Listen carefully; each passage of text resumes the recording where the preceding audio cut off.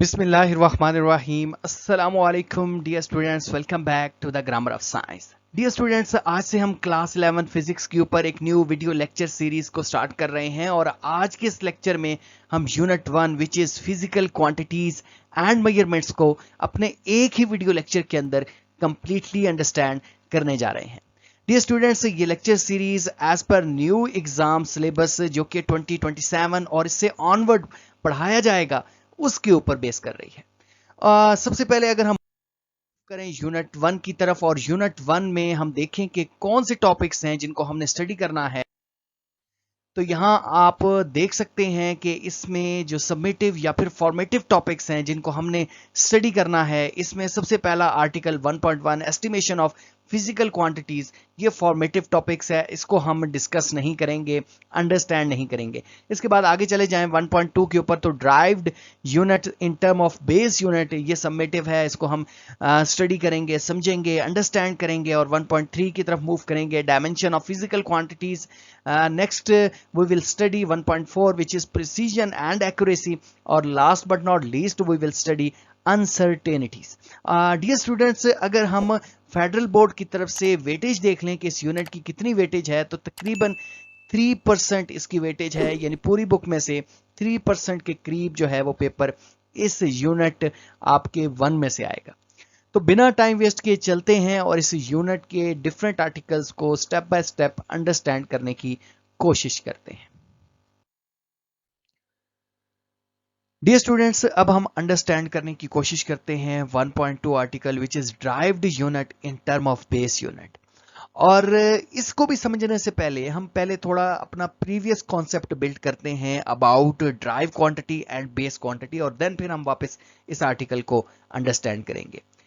अच्छा, यहां देखें, यहां हमारे पास एक कप ऑफ टी है, और अगर मैं आप लोगों से ये क्वेश्चन करूं ये कप ऑफ टी किन चीजों के मिलने से बना है, तो आप कहेंगे कि सर ये मिल्क से, शुगर से और टी को ऐड करने से ये कप ऑफ टी बना। तो इसका मतलब ये हुआ कि आपने कप ऑफ टी को डिफाइन किया इन चीजों की मदद से। तो इसको आप थोड़ी देर के लिए क्वांटिटी समझ लें, तो कप ऑफ टी को आपने इन क्वांटिटीज की मदद से डिफाइन किया। इसी तरीके से अगर मैं पूछूं कि ये मिल्क किस चीज से मिलकर बना है, तो आप इसको किसी दूसरी क्वांटिटी की मदद से डिफाइन नहीं कर सकते। ऐसा नहीं कहेंगे कि जो मिल्क है वो किसी दूसरी चीज के मिलने से बना है। आप कहेंगे कि मिल्क जो है वो मिल्क के एटम या मिल्क के मॉलिक्यूल के इकट्ठा होने से ही मिल्क बना है। इसी तरीके से अगर मैं आपसे पूछूं कि शुगर कैसे बनी है, तो आप ये नहीं कहेंगे कि शुगर जो है वो किसी दूसरी क्वांटिटी के एडअप होने से शुगर बनी है। यहां केमिस्ट्री की तरह ये नहीं कहना कि कार्बन, हाइड्रोजन या फिर ऑक्सीजन के मिलने से ये शुगर बनी है।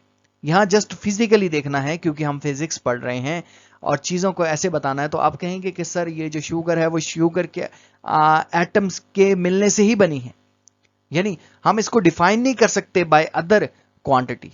इस शुगर को शुगर के एटम से ही डिफाइन करेंगे, मिल्क को मिल्क के एटम या मॉलिक्यूल से ही डिफाइन करेंगे, टी को टी के एटम या फिर इसी के मॉलिक्यूल से डिफाइन करेंगे। लेकिन कप ऑफ टी को आप इन अदर क्वांटिटीज से डिफाइन कर सकते हैं, अदर आइटम से डिफाइन कर सकते हैं। तो ऐसी क्वांटिटी जिसको आप दूसरी क्वांटिटीज की मदद से डिफाइन कर सकते हैं उसको बोलते हैं ड्राइव क्वांटिटी, और ऐसी क्वांटिटी जिनको किसी दूसरी क्वांटिटीज की मदद से डिफाइन नहीं कर सकते इसको बोलते हैं बेस क्वांटिटी। इसको फर्दर समझते हैं इस बात को। यहां देखिए, यहां जैसे ये वेलोसिटी है, अगर मैं आपसे पूछूं कि वेलोसिटी को डिफाइन करें, वेलोसिटी क्या है, तो आप कहेंगे कि सर ये डिस्प्लेसमेंट ओवर टाइम है। तो अब आपने क्या किया, वेलोसिटी को डिफाइन किया by using other physical quantities. In quantities की मदद से आपने इस वेलोसिटी को डिफाइन किया, तो वेलोसिटी क्या होगी, ड्राइव्ड होगी। इसी तरीके से जो लेंथ है, अगर मैं आपसे पूछूं कि लेंथ को डिफाइन करें, तो आप यूं नहीं कहेंगे कि लेंथ किसी दूसरी चीज के, दूसरी फिजिकल क्वांटिटी के मिलने से बनी है। लेंथ को किसी दूसरी क्वांटिटी से आप डिफाइन नहीं कर सकते, लेंथ को लेंथ ही कहते हैं। या आप कह सकते हैं कि शॉर्टेस्ट डिस्टेंस बिटवीन 2 पॉइंट, ये डिस्टेंस ही है। ऐसा नहीं है कि लेंथ जो है वो किसी दूसरी फिजिकल क्वांटिटी से मिलने से बनी है, लेकिन ये जो वेलोसिटी है ये दूसरी फिजिकल क्वांटिटी के मिलने से बनी है। इसी तरीके से मैं अगर आपको कहूं कि एरिया को डिफाइन करें, तो आप कहेंगे कि area is equal to length into width. या जिस चीज का भी एरिया है उसका फार्मूला लगा के आप उस लिहाज से डिफाइन करेंगे। तो यहां देखें हमने दो दूसरी जो है वो क्वांटिटीज को आपस में मिलाया और उनकी मदद से इस एरिया को डिफाइन किया। तो एरिया क्या होगा? ड्राइव्ड होगा। आसान लफ्जों में आप यूं भी कह सकते हैं कि ड्राइव क्वांटिटीज ऐसी क्वांटिटीज हैं जो दो या दो से ज्यादा बेस क्वांटिटीज के मिलने से बनती हैं। लेकिन ये बहुत बेसिक लेवल है। आपने इसको ऐसे कहना है कि ड्राइव क्वांटिटीज ऐसी क्वांटिटीज हैं जिनको आप डिफाइन करते हैं बाय अदर फिजिकल क्वांटिटीज, और बेस क्वांटिटीज ऐसी क्वांटिटीज हैं जिनको अदर फिजिकल क्वांटिटीज की मदद से आप डिफाइन नहीं कर सकते। अब चलते हैं डेफिनेशन की तरफ। तो डेफिनेशन इसकी ये है कि there are the basic quantities की डेफिनेशन है, बेस क्वांटिटीज की डेफिनेशन है। There are the basic physical quantities that can not be defined using other physical quantities. Other physical quantities से जो क्वांटिटीज डिफाइन ना हो उनको क्या बोलते हैं? बेस क्वांटिटीज बोलते हैं। और ये फंडामेंटल क्वांटिटीज भी हैं। दूसरी इंपॉर्टेंट चीज, they are independent and form the foundation of all measurements. ये इंडिपेंडेंट होती हैं, एक दूसरे के ऊपर डिपेंड नहीं करती। अच्छा, नेक्स्ट अगर हम चीज देखें, इसकी एग्जांपल देखें। अच्छा, तो जैसा कि यहां है कि रॉड इज 5 मीटर लॉन्ग, तो यहां हमने लेंथ बताई है एक बेस क्वांटिटी। और यहां देखें लेंथ, जो भी बेस क्वांटिटीज हों या ड्राइव क्वांटिटीज हों या फिजिकल क्वांटिटीज भी हम इसको कहते हैं, तो इनकी दो कैरेक्टरिस्टिक्स होती हैं। एक न्यूमेरिकल मैग्नीट्यूड होता है और एक साथ में यूनिट होती है। तो यहां हम चूंकि यूनिट्स को देख रहे हैं, तो ड्राइव यूनिट्स क्या होंगी? जो कि ड्राइव क्वांटिटीज की को एक्सप्लेन कर रही होंगी। बेस यूनिट क्या होंगी? जो कि बेस क्वांटिटीज के बारे में एक्सप्लेन कर रही होंगी। तो इसी तरीके से यहां जो बेस क्वांटिटी है उसकी दो कैरेक्टरिस्टिक्स होंगी। इसी तरह से ड्राइव क्वांटिटीज की भी दो कैरेक्टरिस्टिक्स होंगी। एक इसका न्यूमेरिकल मैग्नीट्यूड होगा और दूसरी क्या होगी? यूनिट होगी। तो यहां न्यूमेरिकल मैग्नीट्यूड कितना है? 5 है, और यूनिट क्या है? मीटर है। इसी तरीके से यहां न्यूमेरिकल मैग्नीट्यूड क्या है? 2 है, और यूनिट क्या है? किलोग्राम है, केजी है। तो ये एक बेस क्वांटिटी है। तो बेस क्वांटिटी हो या ड्राइव क्वांटिटी हो, इसकी दो कैरेक्टरिस्टिक्स होती हैं। एक इसकी यूनिट होती है और एक इसका न्यूमेरिकल मैग्नीट्यूड होता है जिसमें हम क्वांटिटीज को एक्सप्रेस करते हैं। तो यूनिट्स क्या है? बेसिकली क्वांटिटीज को एक्सप्रेस करने का एक वे है। ठीक है, तो अब नेक्स्ट अगर हम मूव करें, नेक्स्ट देखें, नेक्स्ट हमारे पास है ड्राइव क्वांटिटी। और ड्राइव क्वांटिटी की अगर हम डेफिनेशन की तरफ जाएं तो these are the physical quantities that are obtained by combining base quantities using multiplication और डिवीजन। यानी आप मल्टीप्लाई करें या डिवाइड करें डिफरेंट बेस क्वांटिटीज को, तो जो आपके पास एक नई क्वांटिटी मिलती है उसको हम क्या बोलते हैं? ड्राइव क्वांटिटी बोलते हैं। और they are dependent on the base quantity. ये बेस क्वांटिटी पर डिपेंड कर रही होती हैं। फॉर एग्जांपल आप यहां देखें, जैसे a car moves 100 metre in 5 seconds. तो यहां मीटर जो है वो डिस्टेंस है और 5 सेकेंड जो है ये टाइम है। तो डिस्टेंस और टाइम को हमने जब डिवाइड किया तो हमारे पास आ गई स्पीड। तो यहां देखें जो स्पीड है ये क्या है? ड्राइव क्वांटिटी है। और ड्राइव क्वांटिटी को भी हम कैसे एक्सप्रेस करते हैं? ड्राइव क्वांटिटी की भी दो कैरेक्टरिस्टिक्स होती हैं। एक इसका न्यूमेरिकल मैग्नीट्यूड होता है और साथ में इसकी यूनिट लिखी जाती है। तो ये देखें आप, ये यूनिट है और ये क्या है? न्यूमेरिकल मैग्नीट्यूड है। नेक्स्ट मूव करेंगे। डियर स्टूडेंट्स, अब हम देख लेते हैं यूनिट्स को। तो यूनिट्स की अगर हम डेफिनेशन की तरफ जाएं तो unit is a standard reference used for measuring a physical quantity. यानी ये एक स्टैंडर्ड है या फिर रेफरेंस है जो कि यूज किया जाता है फिजिकल क्वांटिटीज को मेजर करने के लिए। तो आपने क्या कहना है कि यूनिट्स बेसिकली हमारे पास एक स्टैंडर्ड है। अगर हम बेस यूनिट की बात करें तो बेस क्वांटिटी को मेजर करने के लिए जो यूनिट इस्तेमाल होती हैं उनको हम बेस यूनिट्स कहते हैं। अब ये बेस यूनिट कौन सी हैं? ये बेस क्वांटिटी के जो करस्पॉन्डिंग यूनिट्स हैं, और ये 7 एसआई यूनिट ऐसी हैं जिनको हम बेस यूनिट कह रहे हैं। अच्छा, इसमें क्या है? इसमें मीटर है, किलोग्राम है, सेकंड है, एम्पेयर है, केल्विन है, मोल है और कैंडेला है। ये 7 एसआई यूनिट्स हैं जो कि इन बेस क्वांटिटीज के करस्पॉन्डिंग है। इसके अलावा कोई भी अगर यूनिट आपसे पूछे तो आपने क्या कह देना है? वो ड्राइव्ड यूनिट है। बेस यूनिट जस्ट आप याद रख लें तो इस तरह आपको पता चल जाएगा कि ड्राइव यूनिट है या फिर बेस यूनिट है। और बेस क्वांटिटी और ड्राइव क्वांटिटीज का भी आप ऐसे ही पता लगा सकते हैं, जस्ट इन 7 बेस क्वांटिटीज को याद रख लें और इसके अलावा कोई भी क्वांटिटी है तो आपने क्या कह देना है, वो ड्राइव क्वांटिटी है। जैसे फॉर एग्जांपल मैं पूछूं कि फोर्स क्या है, बेस क्वांटिटी है या ड्राइव क्वांटिटी है, तो आपने तो ये 7 क्वांटिटीज याद रखी हैं, इसमें फोर्स नहीं आ रही तो डेफिनेटली ये ड्राइव क्वांटिटी होगी। पावर, तो पावर भी इन 7 में नहीं आ रही तो ये क्या होगी, ड्राइव क्वांटिटी ही होगी। एनीवे अब हम नेक्स्ट चलते हैं और डियर स्टूडेंट्स अब हम डेरिवेशन करने जा रहे हैं कि derivation of the unit of force, यानी बेसिकली ये एक ड्राइव्ड क्वांटिटी है फोर्स और इसकी जो ड्राइव्ड यूनिट्स हैं उसको हम देखने जा रहे हैं in term of base unit. तो इसकी बेस यूनिट लिखना चाह रहे हैं कि इसकी बेस यूनिट क्या होंगी। तो देखिए फोर्स क्या है, फोर्स आपको पता है कि फोर्स इक्वल होता है mass into acceleration. This is Newton second law, F equals to ma। अच्छा अब मास चूंकि ये बेस क्वांटिटी है तो इसको तो हम ओपन नहीं कर सकते, लेकिन एक्सेलरेशन ड्राइव्ड है तो जितनी भी ड्राइव क्वांटिटीज आती चली जाएंगी इनको आपने ओपन करते चले जाना है। और कैसे ओपन करेंगे, एक्सेलरेशन आपको पता है कि it is the rate of change of velocity या वेलोसिटी ओवर टाइम को आप क्या बोलते हैं, एक्सेलरेशन बोलते हैं। ये आप क्लास 9 में सीख कर आए हैं। फर्दर देखें कि वेलोसिटी अगेन ड्राइव्ड है, वेलोसिटी को ओपन करेंगे, वेलोसिटी इक्वल होता है डिस्प्लेसमेंट ओवर टाइम, तो वेलोसिटी की जगह डिस्प्लेसमेंट ओवर टाइम और यहां जो नीचे टाइम था वो एज इट इज नीचे आ गया। अब देखें कि ये वाला टाइम जो है वो भी नीचे आ जाएगा तो नीचे टाइम का स्क्वायर हो जाएगा, ऊपर डिस्प्लेसमेंट हो जाएगा। अब हमने क्या करना है, अब हमने यहां इनकी SI यूनिट जो है वो सब्स्टिट्यूट कर देनी है। तो SI यूनिट अगर हम सब्स्टिट्यूट करें तो आपको पता है कि फोर्स की यूनिट तो आपको पता है डेफिनेटली कि न्यूटन है और ये ड्राइव्ड है, बेस नहीं है। लेकिन मास जो है ये बेस क्वांटिटी है तो इसकी जो यूनिट होगी वो क्या होगी, बेस यूनिट होगी जो कि किलोग्राम होगी। डिस्प्लेसमेंट, अच्छा ये याद रखें कि डिस्प्लेसमेंट आ जाए, लेंथ आ जाए, डिस्टेंस आ जाए, इस सब की यूनिट क्या होती है, मीटर होती है। और टाइम की यूनिट क्या होगी, सेकंड होगी। तो यहाँ चूंकि सेकंड टाइम के ऊपर स्क्वायर है तो सेकंड के ऊपर स्क्वायर आ जाएगा। तो इस तरह हमने इसको सब्स्टिट्यूट कर लिया। अब अगर आप फर्दर देखें कि इनके सिंबल लिखते हैं, न्यूटन को कैपिटल N से, किलोग्राम को केजी से, मीटर को M से और सेकंड को S से हम रिप्रेजेंट करते हैं। तो ये देखें कि यहां हमारे पास आ गया न्यूटन इक्वल्स टू किलोग्राम, फिर मीटर, फिर क्या आ गया। अब ये सेकंड अगर आप ऊपर लेकर जाएंगे S को तो इसकी जो पावर है वो क्या हो जाएगी, नेगेटिव हो जाएगी, तो S-2 हो जाएगा। यहाँ एक और चीज देखें कि अगर मैं आप लोगों से वैसे पूछूं कि यहाँ हमने जो है वो इन यूनिट्स के दरमियान जो है वो स्पेस क्यों दी है या डॉट क्यों लगाया है, हमने इनको इकट्ठा क्यों नहीं लिखा, यानी M और S को इकट्ठा क्यों नहीं लिख दिया, यहाँ बीच में हमने स्पेस या फिर डॉट को क्यों लगाया है। तो याद रहे कि आपकी बुक में यहाँ मल्टीप्लिकेशन के साइन हैं या फिर इवन आप इसके दरमियान स्पेस दे सकते हैं, ऐसे आप इनको कंबाइन करके यूनिट्स को नहीं लिख सकते। ये एक रूल है, इस रूल के अकॉर्डिंग हम इसको स्पेस देंगे।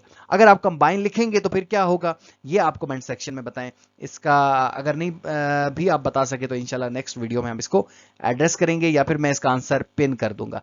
अच्छा नेक्स्ट देखें कि नेक्स्ट अगर हम फर्दर मूव करें, ये वैसे इंपॉर्टेंट है, ये इसलिए इंपॉर्टेंट है क्योंकि नेक्स्ट आप लोगों ने टेस्ट वगैरह देने यूनिवर्सिटी के, तो वहां ये पूछ सकते हैं कि इसमें यूनिट्स के दरमियान आप स्पेस देते हैं या फिर इस तरह का डॉट लगाते हैं या मल्टीप्लाई का साइन डालते हैं, इसको कंबाइन नहीं लिख सकते।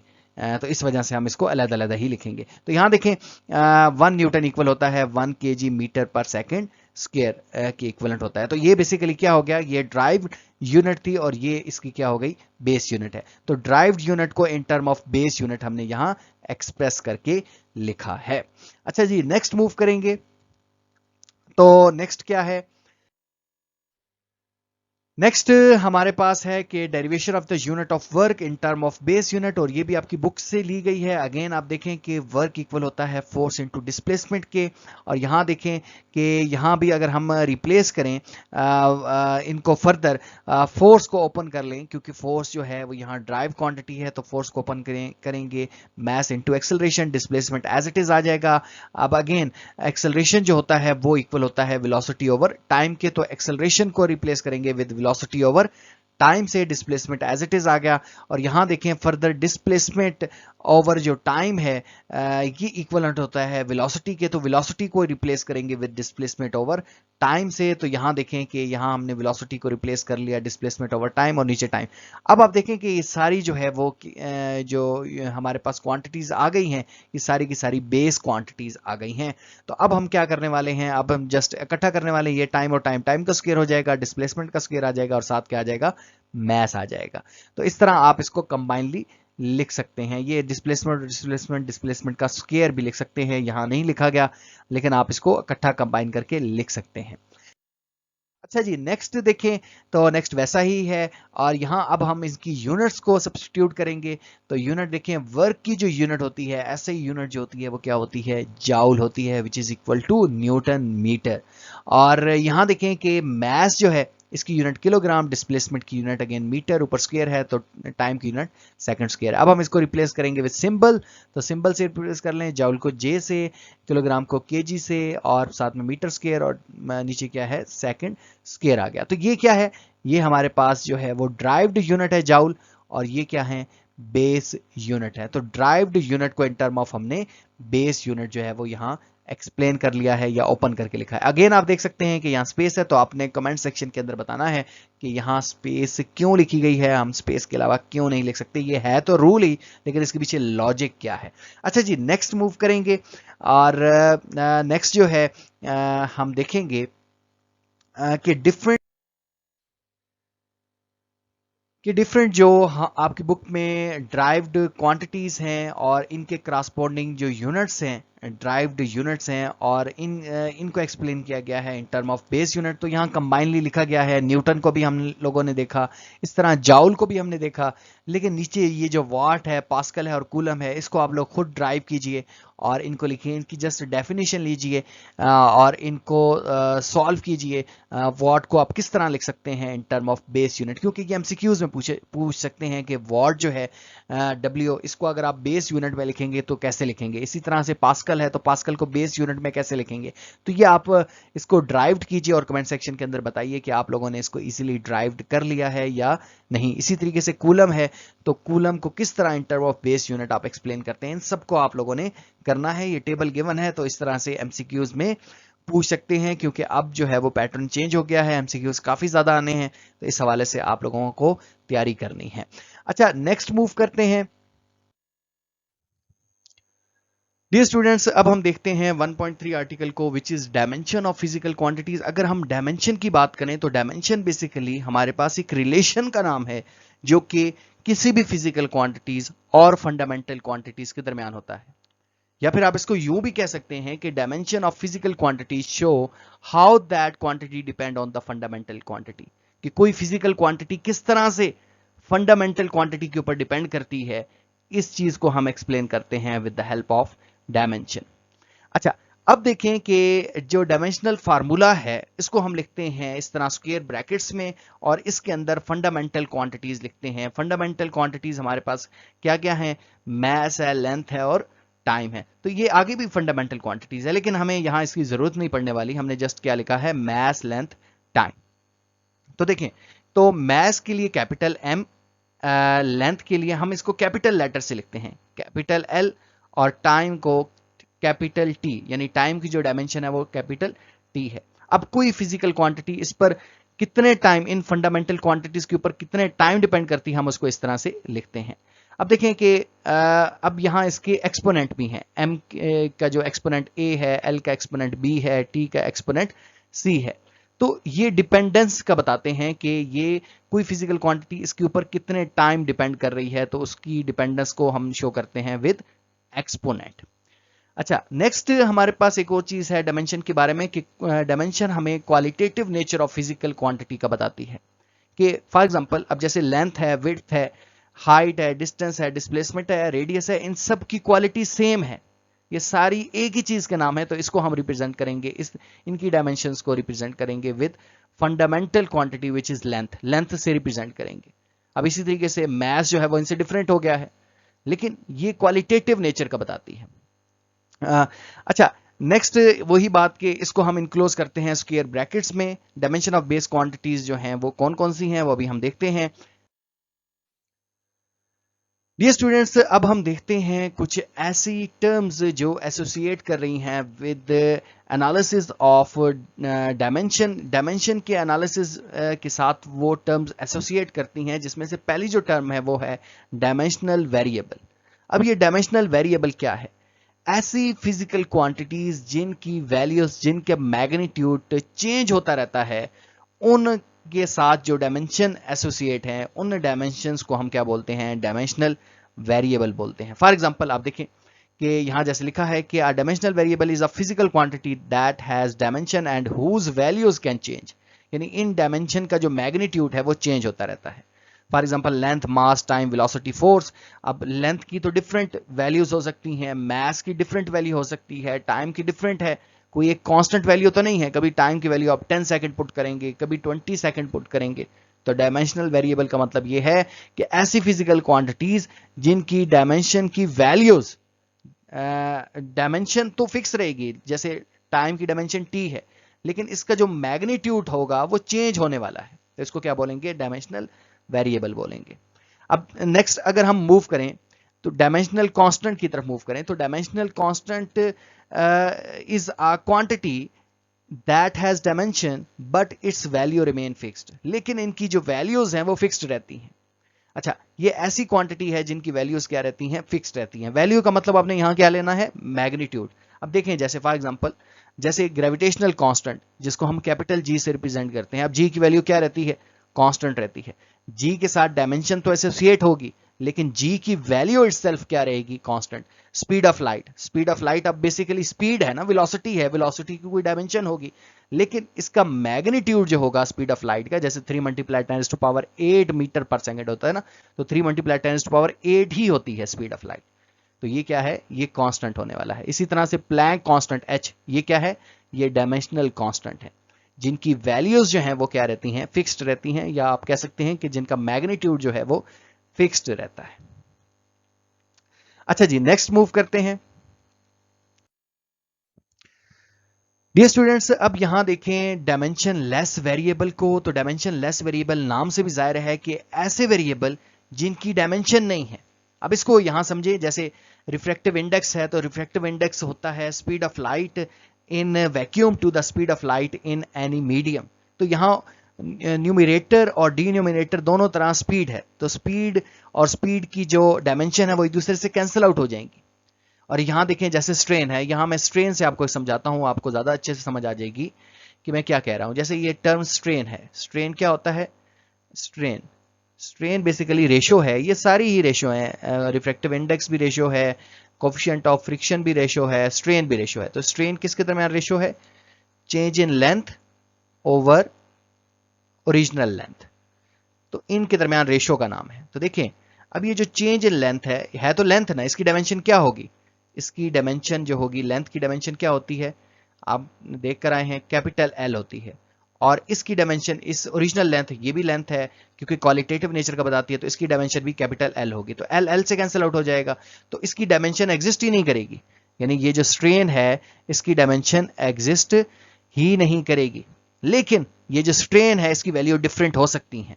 इसी तरीके से जो रिफ्रैक्टिव इंडेक्स है इसकी डायमेंशन भी नहीं है, लेकिन आपको पता है कि रिफ्रैक्टिव इंडेक्स गिलास के लिए और होता है, वाटर के लिए और होगा, डायमंड के लिए और होगा, यानी डिफरेंट सब्सटेंसेस के लिए रिफ्रैक्टिव इंडेक्स की वैल्यूज चेंज होती रहती हैं। वैल्यूज चेंज होंगी लेकिन डायमेंशन नहीं होगी, ये आपने माइंड में रखना है। इसी तरीके से डायमेंशन लेस कांस्टेंट है, कांस्टेंट मतलब उसकी वैल्यू फिक्स्ड होंगी, और डायमेंशन लेस मतलब डायमेंशन नहीं होगी। जैसे पाई की कोई डायमेंशन नहीं होती, लेकिन इसकी जो वैल्यूज है वो फिक्स्ड है, तो ये डायमेंशन लेस कांस्टेंट है। डियर स्टूडेंट्स, ये तो हमारे पास थे कुछ टर्म्स थे जिसको अभी हमने स्टडी किया। अब हम नेक्स्ट मूव करते हैं। यहां देखें, यहां इसको ही फिर दोबारा से समराइज किया गया है कि डायमेंशनल वेरिएबल्स कौन से हैं जिनकी डायमेंशंस होती हैं और जिनकी वैल्यूज भी चेंज होती हैं। वैल्यूज का मतलब यहां मैंने बताया मैग्नीट्यूड है। डायमेंशनल कांस्टेंट क्या है? कि जिनकी डायमेंशंस तो होती हैं लेकिन उनकी वैल्यूज चेंज नहीं होती, वो फिक्स्ड होती हैं। ये आगे एग्जांपल भी लिखी हैं। फिर डायमेंशन लेस वेरिएबल्स कौन से हैं? जिनकी डायमेंशंस नहीं हैं लेकिन जिनकी वैल्यूज चेंज होती हैं। फिर डायमेंशन लेस कांस्टेंट क्या है? कि जिनकी डायमेंशंस नहीं हैं और ना ही इनकी वैल्यूज चेंज होती हैं। तो ये हमारे पास इनके साथ एग्जांपल्स भी हैं, आप देख सकते हैं इसको। डियर स्टूडेंट्स, अब हम देखते हैं एडवांटेजेस ऑफ डायमेंशन, और एडवांटेजेस की तरफ जाएं तो there are two main advantages जो कि आपकी बुक में बताए गए हैं। एक है checking the homogeneity of an equation and second is deriving a possible formula. अगर पहले हम होमोजेनिटी ऑफ एन इक्वेशन की तरफ जाएं तो इसका क्या मतलब है, देखें। लेट्स सपोज हमारे पास एक इक्वेशन है जो कि फर्स्ट इक्वेशन ऑफ मोशन भी हम इसको कहते हैं, which is V F is equal to V I plus A T, ठीक है, V I plus A T. अब ये जो इक्वेशन है, क्या ये फिजिकली करेक्ट है कि नहीं?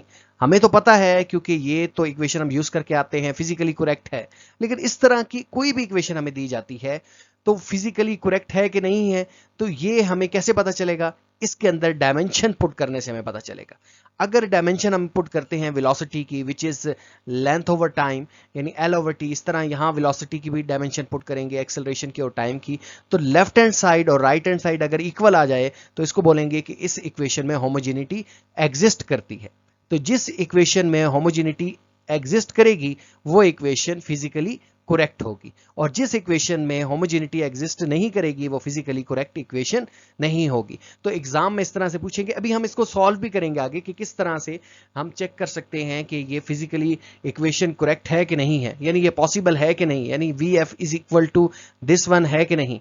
तो अगर ये इक्वल हुआ तो हम कहेंगे कि ये जो इक्वेशन है वो फिजिकली करेक्ट है। तो अब ये हमें कैसे पता चल रहा है? डायमेंशन के पुट करने से पता चल रहा है। तो ये डायमेंशन का एक फायदा है कि वो होमोजेनिटी के बारे में बता रहा है कि ये इक्वेशन होमोजीनियस है कि नहीं, यानी इसका left hand side right hand side की इक्विवेलेंट है कि नहीं। तो यहां यही लिखा है, इसको हम प्रिंसिपल ऑफ डायमेंशनल होमोजेनिटी भी कहते हैं कि physical equation is correct only if the dimension of all its term are the same, यानी जितनी भी यहाँ टर्म यूज की जा रही हैं उसकी जो डायमेंशन आएंगी एट द एंड वो सेम आनी चाहिए। This is called the principle of homogeneity. और इसकी स्टेटमेंट क्या कहती है? The dimension of the left hand side of an equation must be equal to the right hand side. और सेकंड जो इसका एडवांटेज है वो क्या है? ड्राइविंग अ पॉसिबल फार्मूला, यानी कोई एक आपने फार्मूला ड्राइव करना है तो उसमें भी ये जो हमारे पास डायमेंशंस हैं ये हमारी हेल्प आउट करती हैं उस रिलेशन को फाइंड आउट करने में। तो ये दोनों काम भी हम इसकी एग्जांपल की मदद से मजीद समझते हैं कि ये किस तरह जो है हम इसको मजीद अंडरस्टैंड कर सकते हैं।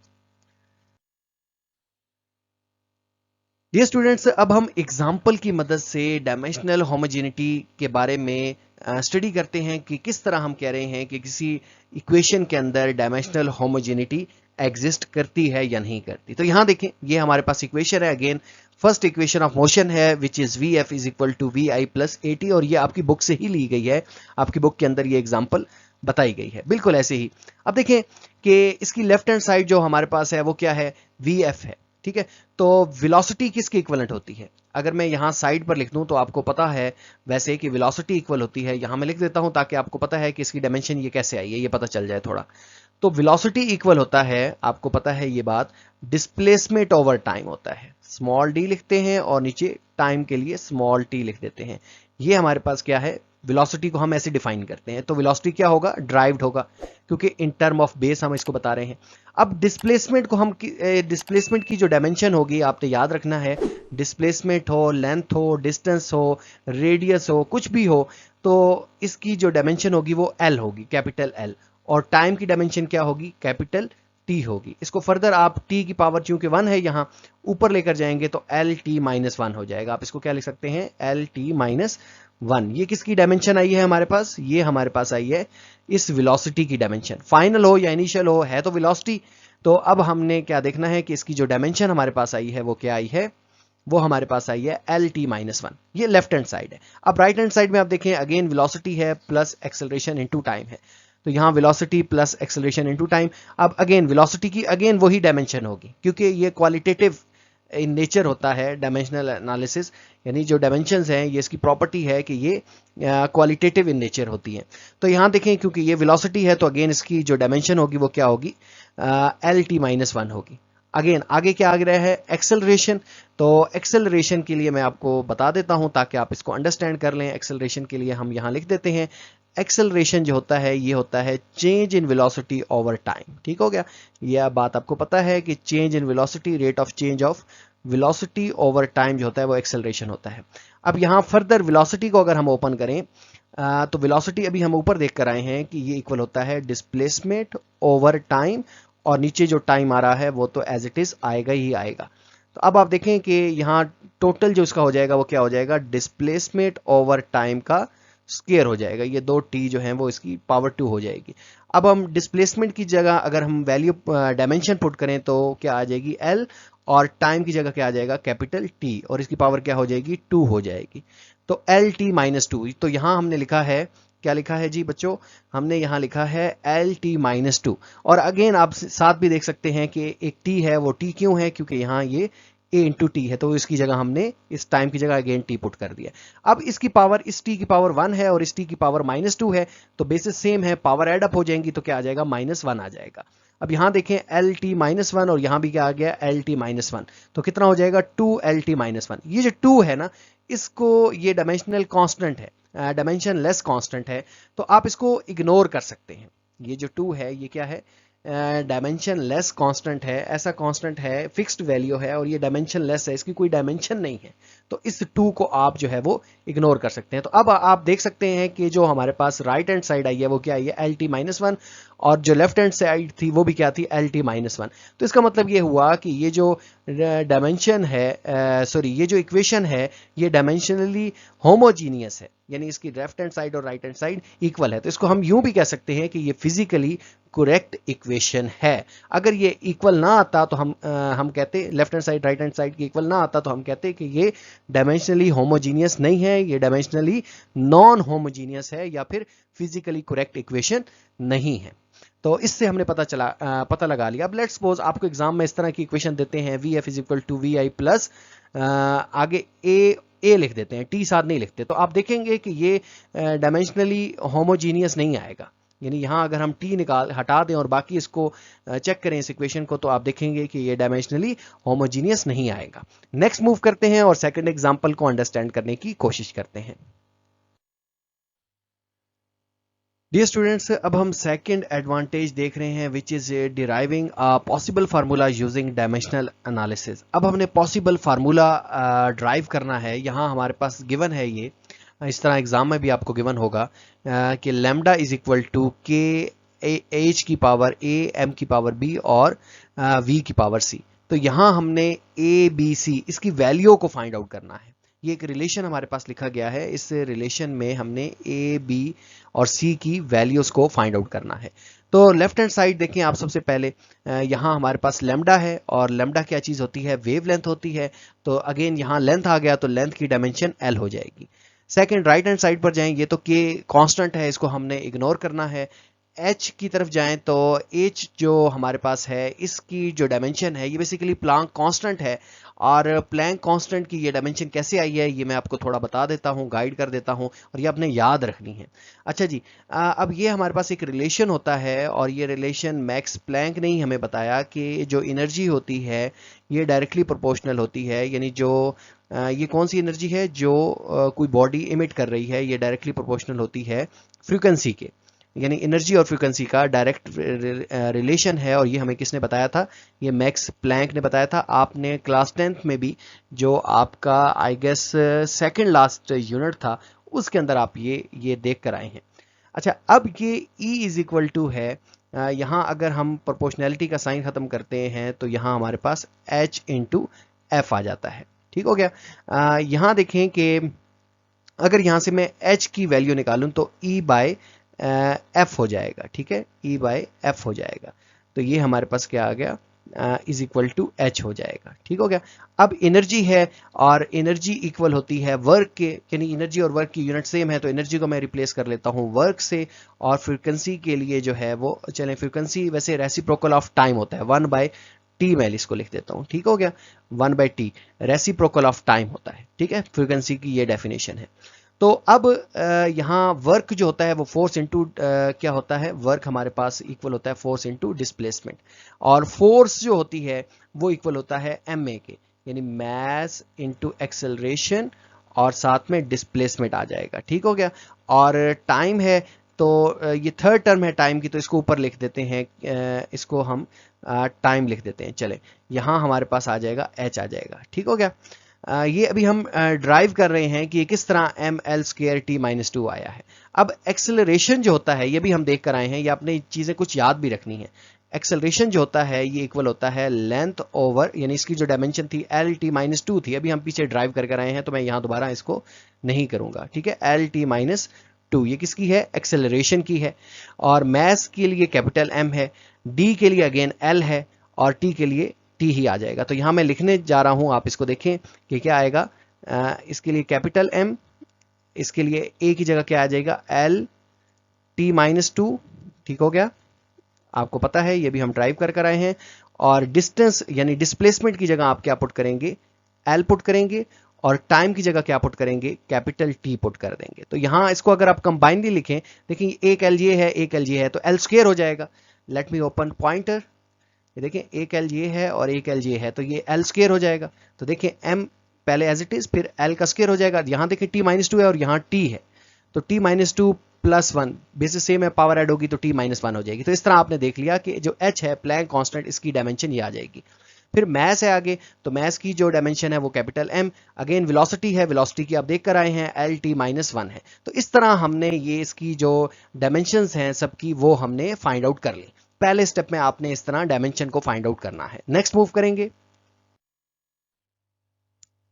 अब नेक्स्ट काम हमने क्या करना है, अभी हमने डायमेंशन सबकी फाइंड आउट कर ली। अब हम ये करने वाले हैं कि जो वेव लेंथ है और हर किसी की जो डायमेंशंस हैं वो हम सब्स्टिट्यूट करने जा रहे हैं। तो वेव लेंथ की डायमेंशन एल थी, के को आपने इग्नोर कर दें।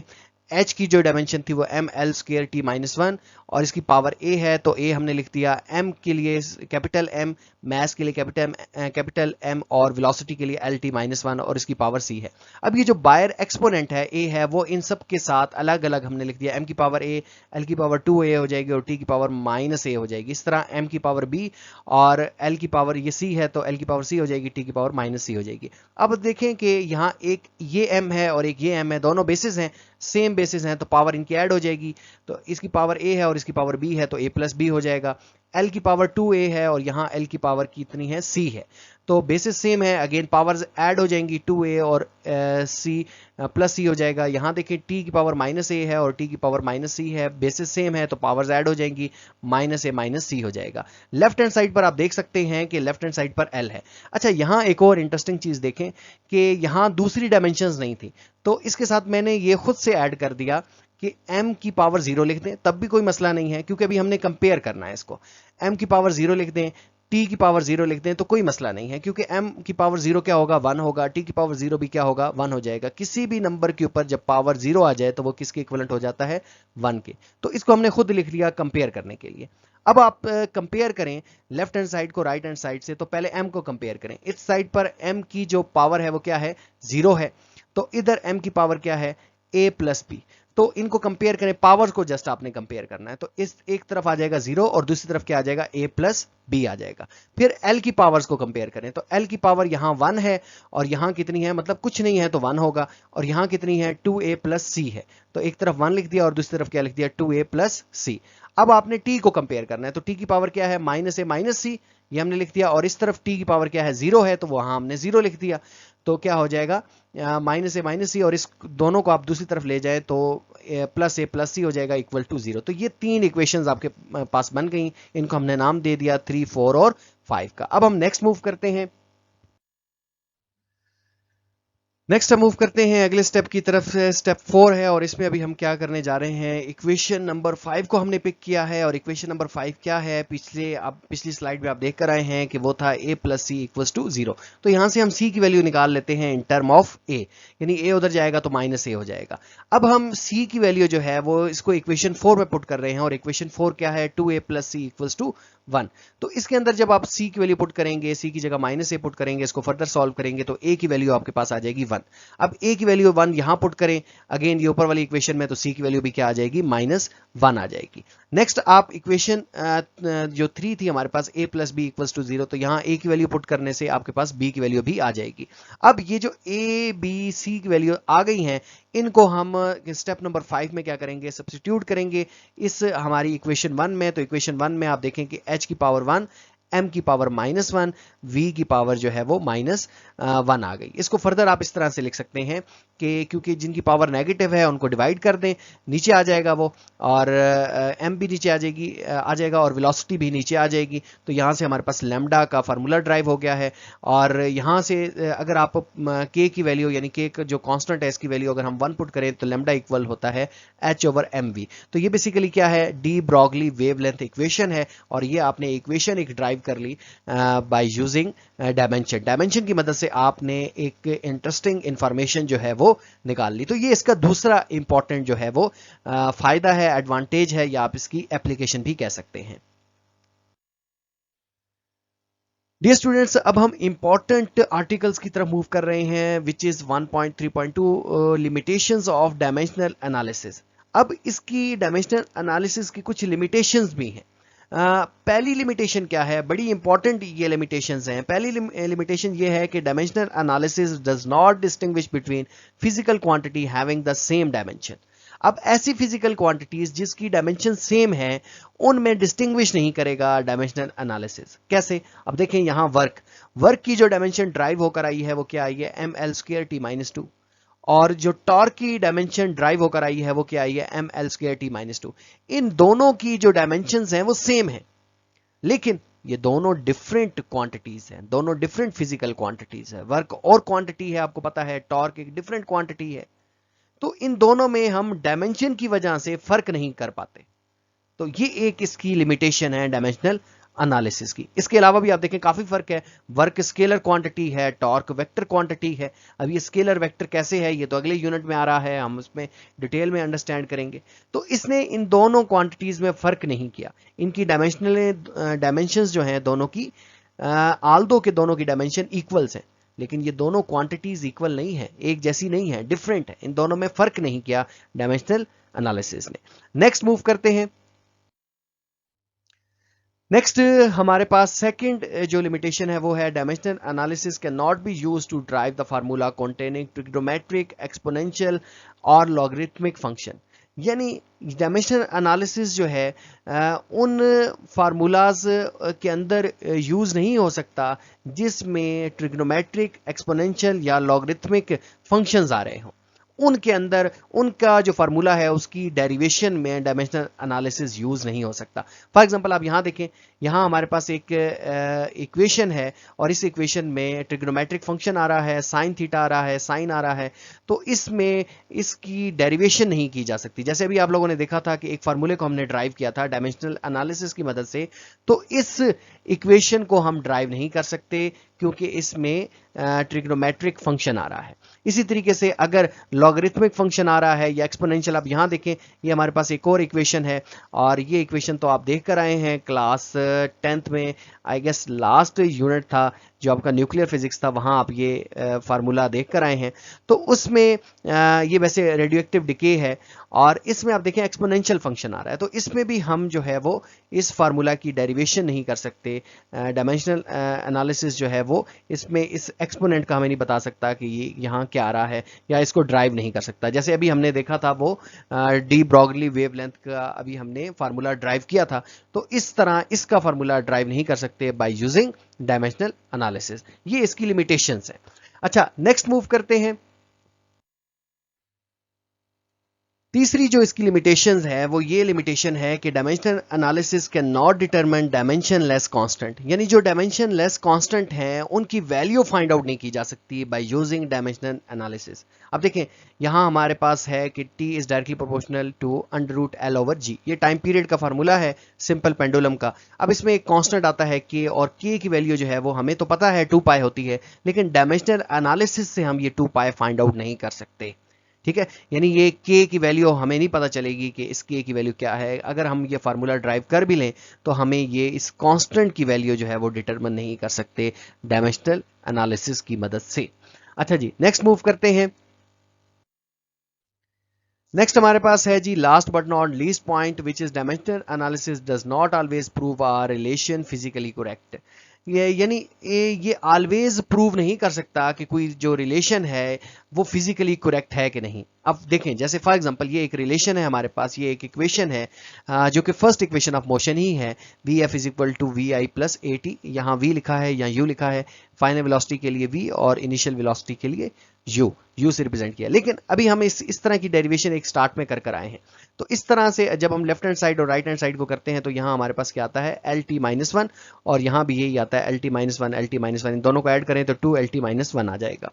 अब देखें कि इस इक्वेशन में थोड़ा सा हम चेंज करते हैं, और चेंज करने से अगर हम यहाँ 5 लगा दें तो 5 लगाएंगे तो अब डेफिनेटली जब हम इसको दोबारा डायमेंशनली चेक करेंगे तो आप देखेंगे कि इसका फॉर्मूला वही आया, left hand side right hand side के इक्विवेलेंट आ गया। यानी इस 5 के इंसर्ट करने से ये इसकी डायमेंशनल जो एनालिसिस है वो चेंज नहीं हो रही। अब ये जो इक्वेशन है ये डायमेंशनली करेक्ट तो है लेकिन फिजिकली करेक्ट नहीं है। तो इसका मतलब ये हुआ कि डायमेंशनली करेक्ट इक्वेशन जरूरी नहीं है कि फिजिकली करेक्ट हो। ठीक है, अब ये डायमेंशनली करेक्ट थी लेकिन ये फिजिकली भी करेक्ट थी। लेकिन ये बात इंपॉर्टेंट है कि जितनी भी फिजिकली करेक्ट इक्वेशन होंगी वो डायमेंशनली करेक्ट होंगी। फिजिकली करेक्ट का मतलब ये आप समझें कि एक्चुअल में ये जो करेक्टनेस है इसकी, ये तो वैल्यू एग्जिस्ट करती है, हमें पहले से पता है कि V F is equal to V I plus A T होता है। तो ये फिजिकली करेक्ट इक्वेशन है। तो जब हम डायमेंशन एनालिसिस इसका करेंगे तो ये डायमेंशनली भी करेक्ट आएगी। अब ये ऐसी इक्वेशन है जो हमें नहीं पता कि फिजिकली करेक्ट है कि नहीं है, लेकिन मैं आपको बता दूं कि ये फिजिकली करेक्ट नहीं है। लेकिन जब हम इसको डायमेंशनली चेक करते हैं तो डायमेंशनली ये करेक्ट आती है। तो अब ये इक्वेशन भी डायमेंशनली करेक्ट आ रही है, ये भी डायमेंशनली करेक्ट आ रही है, तो ये तो पॉसिबल नहीं है। ये डायमेंशनली करेक्ट आ रही है लेकिन ये फिजिकली करेक्ट इक्वेशन नहीं है, यहाँ 5 नहीं आता। ये बात आपको भी पता है।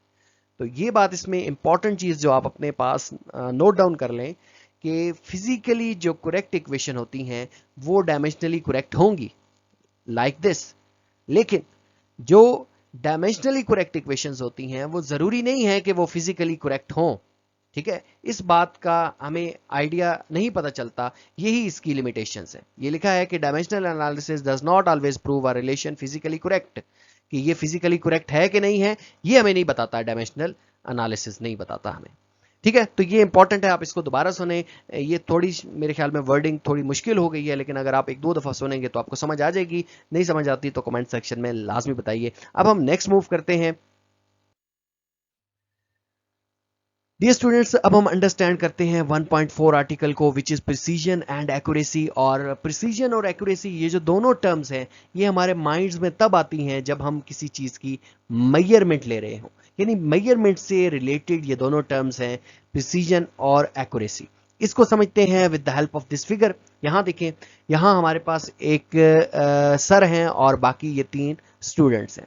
अच्छा, ये सर इन बच्चों से कहते हैं कि बच्चों बताओ कि कोई मैसिव बॉडी इनको देते हैं और कहते हैं कि इसका मैस करके बताएं कि इसका मैस कितना है। एक्चुअल में जो इसका मैस है वो 17 किलोग्राम है। एक्चुअल सर को पता है कि इसका एक्चुअल मैस जो है वो 17 किलोग्राम है। अब ये बच्ची जो है वो बताती है कि सर ये 16.5 है, ये बच्चा बताता है कि सर ये 16.4 है, और ये वाला बच्चा जो है ये बताता है कि सर ये 17.2 है। अब देखें इन रीडिंग्स को, देखें इन तीनों की रीडिंग्स को देखें, तो कौन सी रीडिंग इस एक्चुअल वैल्यू जो सर ने बताई है इसके बिल्कुल क्लोज है, किसकी रीडिंग इसके क्लोज है? तो ये जो येलो शर्ट वाला बच्चा है इसकी रीडिंग ज्यादा क्लोज है। तो जिसकी रीडिंग ज्यादा क्लोज होगी उसकी रीडिंग उतनी ज्यादा एक्यूरेट होगी। तो एक्यूरेसी हम ये इसी को कहते हैं कि जो मेजर्ड वैल्यू है वो करेक्ट वैल्यू के कितना क्लोज है। जितना ज्यादा क्लोज होगी उतनी ज्यादा एक्यूरेट होगी। तो ये रीडिंग ज्यादा एक्यूरेट है। अब आ जाएं दूसरी चीज की तरफ। अब ये रीडिंग लेस एक्यूरेट है एज कंपेयर टू दिस, और ये चीज भी इसकी रीडिंग जो है ये भी लेस एक्यूरेट है। लेकिन यहां देखें, ये जो दोनों रीडिंग्स है ना ये आपस में काफी ज्यादा क्लोज है। ये जो 16.5 और 16.4 जो रीडिंग्स हैं ये आपस में ज्यादा क्लोज है। तो आपस में अगर रीडिंग क्लोज आ रही हैं तो हम इसको बोलेंगे कि ये ज्यादा प्रिसाइज है। आल्दो कि ये दोनों एक्यूरेट नहीं है लेकिन ये ज्यादा प्रिसाइज हैं। और ये वाली जो रीडिंग है वो इनके साथ प्रिसाइज नहीं है लेकिन इसकी रीडिंग जो है वो एक्यूरेट है। इसको एक और एग्जांपल से समझते हैं, फिर आपको ज्यादा अच्छे से ये बात समझ आ जाएगी। यहां देखिए कि हमारे पास एक पेंसिल है और इसकी मेजरमेंट हम लेते हैं। इसकी जो एक्चुअल वैल्यू है लेट्स सपोज वो 17 सेंटीमीटर है। अब एक बच्चा है अली हसनैन, एक दूसरा बच्चा है एहतिशाम और थर्ड हमारे पास है हुरैरा। इन तीनों को कहा जाता है कि बेटा इस पेंसिल की जो है वो मेजरमेंट लेकर बताओ कि इसकी लेंथ कितनी है। अब अली हसनैन बताते हैं, ये ऑब्जर्व करते हैं रीडिंग्स को और ये कहते हैं कि सर 16.6 है, एहतिशाम कहते हैं 16.7 है और हुरैरा कहता है कि ये 17.1 है। अब आप बताएं कि किसकी रीडिंग एक्यूरेट है, तो आप कहेंगे हुरैरा की रीडिंग एक्यूरेट है। क्यों? क्योंकि करेक्ट वैल्यू के ये वैल्यू ज्यादा क्लोज है। तो जितनी कोई रीडिंग्स करेक्ट वैल्यू के क्लोज होगी उतनी ज्यादा एक्यूरेट होगी, इसकी एक्यूरेसी ज्यादा है। अब मैं पूछूं कि प्रिसीजन प्रिसाइज वैल्यूज कितनी हैं, तो इन दोनों की प्रिसाइज वैल्यूज हैं क्योंकि इन दोनों की वैल्यूज आपस में काफी ज्यादा क्लोज हैं। तो ऐसी रीडिंग्स जो ज्यादा आपस में क्लोज होंगी वो ज्यादा प्रिसाइज होंगी, लेकिन जो करेक्ट वैल्यू के क्लोज होंगी तो वो क्या होंगी, रीडिंग वो क्या कहलाएंगी, वो एक्यूरेट कहलाएंगी। रीडिंग का आपस में क्लोजनेस होना, इन वैल्यूज का आपस में ज्यादा क्लोजनेस होना, इसको हम बोलते हैं प्रिसीजन, और इन रीडिंग्स का ट्रू वैल्यू के क्लोज होना इसको बोलते हैं एक्यूरेसी। आई होप आप इसको समझ गए हैं। अब इसको फर्दर हम इसका डिफरेंस लिखते हैं और फर्दर अंडरस्टैंड करते हैं पॉइंट्स की मदद। डियर स्टूडेंट्स, अब हम यहां देख लेते हैं difference between precision and accuracy. Although कि आपने इसका कॉन्सेप्ट थोड़ा समझा, लेकिन अब हम ये समझते हैं कि हम इसको एग्जाम में लिखेंगे कैसे। तो देखिए, प्रिसीजन जैसा कि अभी आपने देखा कि प्रिसीजन टेल हाउ वैल्यू और measurement close to each other, कि जो आपने रीडिंग्स ली हैं वो आपस में कितना क्लोज हैं, वो हमें प्रिसीजन इसके बारे में बताती है। लेकिन एक्यूरेसी ये नहीं बताती है। एक्यूरेसी ये बताती है कि जो आपने मेजरमेंट्स या रीडिंग्स ली हैं वो ट्रू वैल्यू या एक्चुअल वैल्यू के कितना क्लोज है। एक्चुअल वैल्यू के ज्यादा क्लोज होंगी आपकी रीडिंग्स तो वो एक्यूरेट होंगी, लेकिन रीडिंग आपस में ज्यादा क्लोज होंगी तो वो ज्यादा प्रिसाइज होंगी। सेकंड जो पॉइंट है आपने लिखना है कि प्रिसीजन डिपेंड करती है इंस्ट्रूमेंट के ऊपर और उस टेक्निक के ऊपर जिसकी मदद से आप मेजरमेंट्स ले रहे हैं। अगर आपकी टेक्निक अच्छी है तो आपकी जो वैल्यूज होंगी वो ज्यादा प्रिसाइज होंगी। अच्छा, एक्यूरेसी डिपेंड करती है least count of the measuring instrument के ऊपर।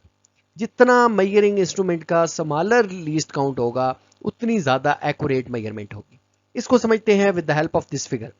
यहां देखें, यहां आप देख सकते हैं कि एक हमारे पास वेइंग बैलेंस ये वाली मशीन है और ये थोड़ा ओल्ड एज में इस तरह से हम मेजरमेंट लेते थे, किसी चीज का मैस वगैरह कैलकुलेट करते थे या वेट मेजर करते थे। तो इस तरह से क्या है कि अब लेट्स सपोज आपके पास ये वाला, इसको हम कहते थे तराजू, यानी ये तराजू है और इसकी मदद से आपने राइस को जो है वो मेजर करना है। अब मसला ये है कि इस तराजू में जो हमारे पास वेट है दूसरी तरफ, ये 5 kg के हमारे पास स्टोन हैं या बॉट हैं, ये 5 kg के हैं। यानी आप 5 kg रखते हैं, फिर उसके बाद फिर 5 kg रखते हैं और इसके बाद फिर 5 kg रख सकते हैं। आपके पास 1 kg का ये स्टोन नहीं है।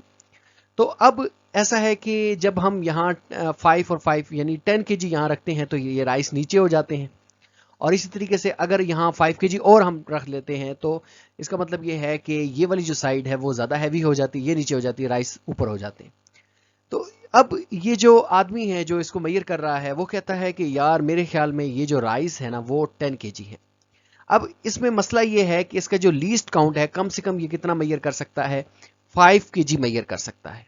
तो इसने हमें बताया कि यार ये जो राइस है वो 10 kg है। अब यही राइस हम ले जाते हैं और डिजिटल वेइंग बैलेंस मशीन की मदद से मेजर करते हैं, और डिजिटल वेइंग बैलेंस मशीन का जो लीस्ट काउंट है वो 0.1 kg है। आप देख सकते हैं कि अगर ये 12.1 होते तो यहाँ लिखा होता है 12.1 kg। यानी इसको हम यूं भी कह सकते हैं कि 100 ग्राम 100 ग्राम जो है इसका लीस्ट काउंट है। अब जब हम इसके ऊपर मेजर करते हैं तो ये हमें कहता है कि भाई ये जो राइस का जो मैस है वो 12 kg है।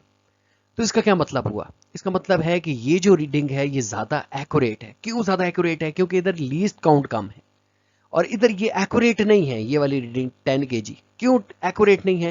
क्योंकि इसका लीस्ट काउंट ज्यादा है। लीस्ट काउंट इसका 5 kg है। तो जितना लीस्ट काउंट कम होगा उतनी जो रीडिंग्स होंगी वो ज्यादा एक्यूरेट होंगी। यहां आप ये सीख रहे हैं।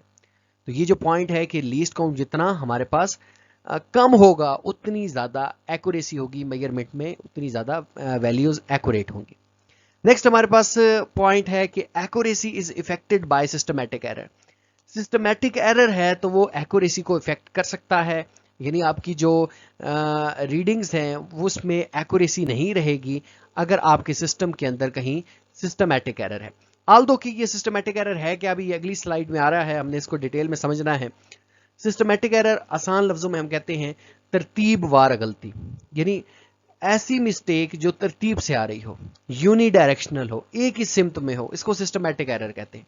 तो अगर आपके इंस्ट्रूमेंट के अंदर सिस्टमैटिक एरर है या आपके सिस्टम के अंदर सिस्टमैटिक एरर है तो आपकी एक्यूरेसी यानी जो रीडिंग्स आएंगी वो बिल्कुल एक्यूरेट नहीं होंगी। कैसे, देखें यहां देखें कि लेट्स सपोज हमारे पास ये वेइंग बैलेंस मशीन है और इसके ऊपर अभी हमने कोई मैसिव बॉडी नहीं रखी, लेकिन स्टिल ये शो कर रहा है कि ये 10 kg है। अब हम इस तरह से करते हैं कि इसके ऊपर एक मैस रखते हैं जो कि 50 kg का है।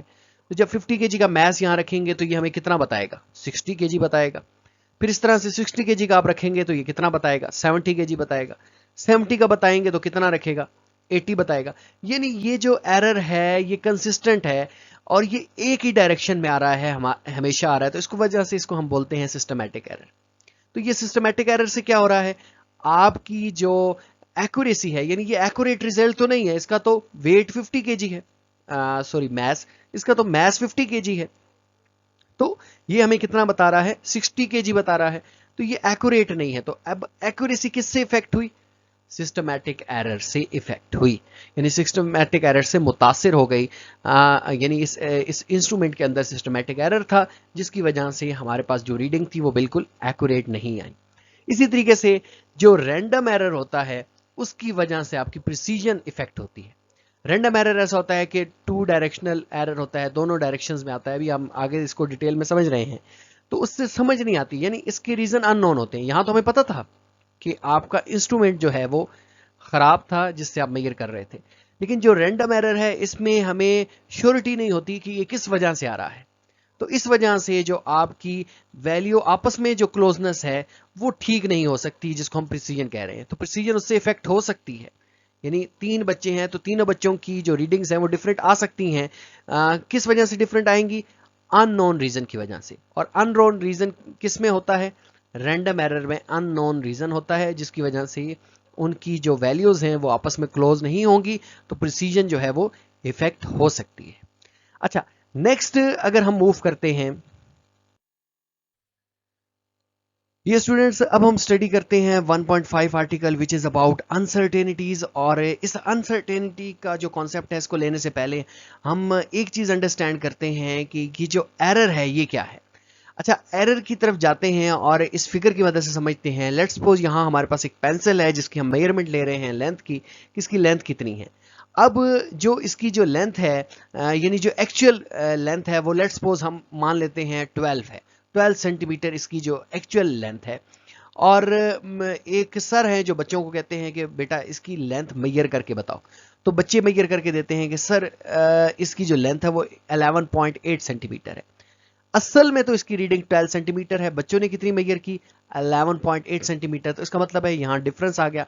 तो ये जो डिफरेंस आया ना एक्चुअल रीडिंग और ऑब्जर्व रीडिंग में, इसी डिफरेंस को हम क्या बोलते हैं, एरर बोलते हैं। तो एरर बेसिकली क्या है, ये डिफरेंस है between actual reading to the observe reading. तो ये जो डिफरेंस है 0.2 सेंटीमीटर का, ये 0.2 सेंटीमीटर क्या है हमारे पास, ये एरर है। अच्छा जी, it is the difference between correct value and measured value. और दूसरी चीज जो आप लोगों ने याद रखनी है कि दिस मीन, इसका ये मतलब हुआ कि that all the measurements are only approximate due to the presence of error. अब जितने भी हम मेजरमेंट्स लेते हैं, यहां तो हमें पता था कि इसकी एक्चुअल रीडिंग 12 सेंटीमीटर है, लेकिन जितनी हम ऐसी मेजरमेंट ले रहे हैं जिससे हमें पहले नहीं पता कि इसकी एक्चुअल रीडिंग कितनी है, तो जब हम उसको मेजर करते हैं तो हो सकता है कि हम उसकी जो ऑब्जर्व रीडिंग है वो एक्चुअल रीडिंग जो थी, जो एक्चुअल उसका साइज था वो ना बता रहे हो। तो हर रीडिंग में एरर एग्जिस्ट होता है, कोई ऐसी रीडिंग नहीं है जो बिल्कुल हम हाईली एक्यूरेट बता सकें। हर रीडिंग में अप्रॉक्सीमेशन जो है वो होती है, यानी हम अप्रॉक्सीमेट वैल्यू बताते हैं। जितनी भी मेजरमेंट्स हैं बिल्कुल एक्यूरेट वैल्यू नहीं बता सकते, तो कहीं ना कहीं डिफरेंस होता है। बेशक वो डिफरेंस बहुत कम हो लेकिन वो एग्जिस्ट कर रहा होता है, और इसी डिफरेंस को हम क्या बोलते हैं, एरर बोलते हैं। तो हम यहाँ ये कह सकते हैं कि हम इस एरर को कम से कम करने की कोशिश करते हैं ताकि हमारी जो रीडिंग्स हैं वो ज़्यादा एक्यूरेट हो। अच्छा जी, अब तीसरी चीज जो एरर के बारे में है कि एरर जो है वो सिंपल अनसर्टेनिटी भी है जो कि मेजरमेंट्स के अंदर राइज होती है, यानी ये बेयकीनी है, हमें यकीन नहीं है कि ये जो रीडिंग है वो बिल्कुल एक्यूरेट है। कोई भी रीडिंग जो फर्स्ट टाइम आप ले रहे हैं, अभी यहाँ तो हमें पता था कि ये 12 सेंटीमीटर है, लेकिन फर्स्ट टाइम आप ले रहे हैं इसकी रीडिंग और आपको नहीं पता कि इसकी रीडिंग कितनी है, 11.9 आ जाती है। अब जरूरी नहीं है कि इसकी असल में 11.9 हो, हम श्योरिटी नहीं है हमें, यहाँ अनसर्टेनिटी है, बेयकीनी है जो मेजरमेंट्स के अंदर आती है, तो इसको हम क्या बोलते हैं, एरर का नाम देते हैं। अच्छा, नेक्स्ट मूव करते हैं। तो और नेक्स्ट हमारे पास ये है कि एरर की दो टाइप्स हैं, एक सिस्टमैटिक एरर है और एक रैंडम एरर। डियर स्टूडेंट्स, अब हम समझते हैं टाइप्स ऑफ एरर, और टाइप्स ऑफ एरर में सिस्टमैटिक एरर और रैंडम एरर में डिफरेंस करते हैं। देखें, सिस्टमैटिक एरर कहते हैं तरतीबवार गलती, ऐसी गलती जो तरतीब से आ रही हो, जिसका हमें समझ बूझ हो कि ये गलती क्यों आ रही है, तरतीब से आ रही हो। और रैंडम का मतलब है कि बेतरतीबी गलती। अब ये कैसे आती है सिस्टमैटिक एरर, इसको समझते हैं with the help of figure. यहाँ देखिए, यहाँ हमारे पास एक वेइंग बैलेंस मशीन है और अब हमने इसके ऊपर कोई मैसिव बॉडी यहाँ नहीं रखी, लेकिन स्टिल ये हमें 10 kg बता रहा है। इसका मतलब है कि इस वेइंग बैलेंस मशीन का के अंदर एरर है और ये एरर 10 kg का है। अब कोई भी मैसिव बॉडी हम इसके ऊपर रखेंगे जिसका मैस 50 kg हुआ, तो ये हमें 60 kg बता देगी।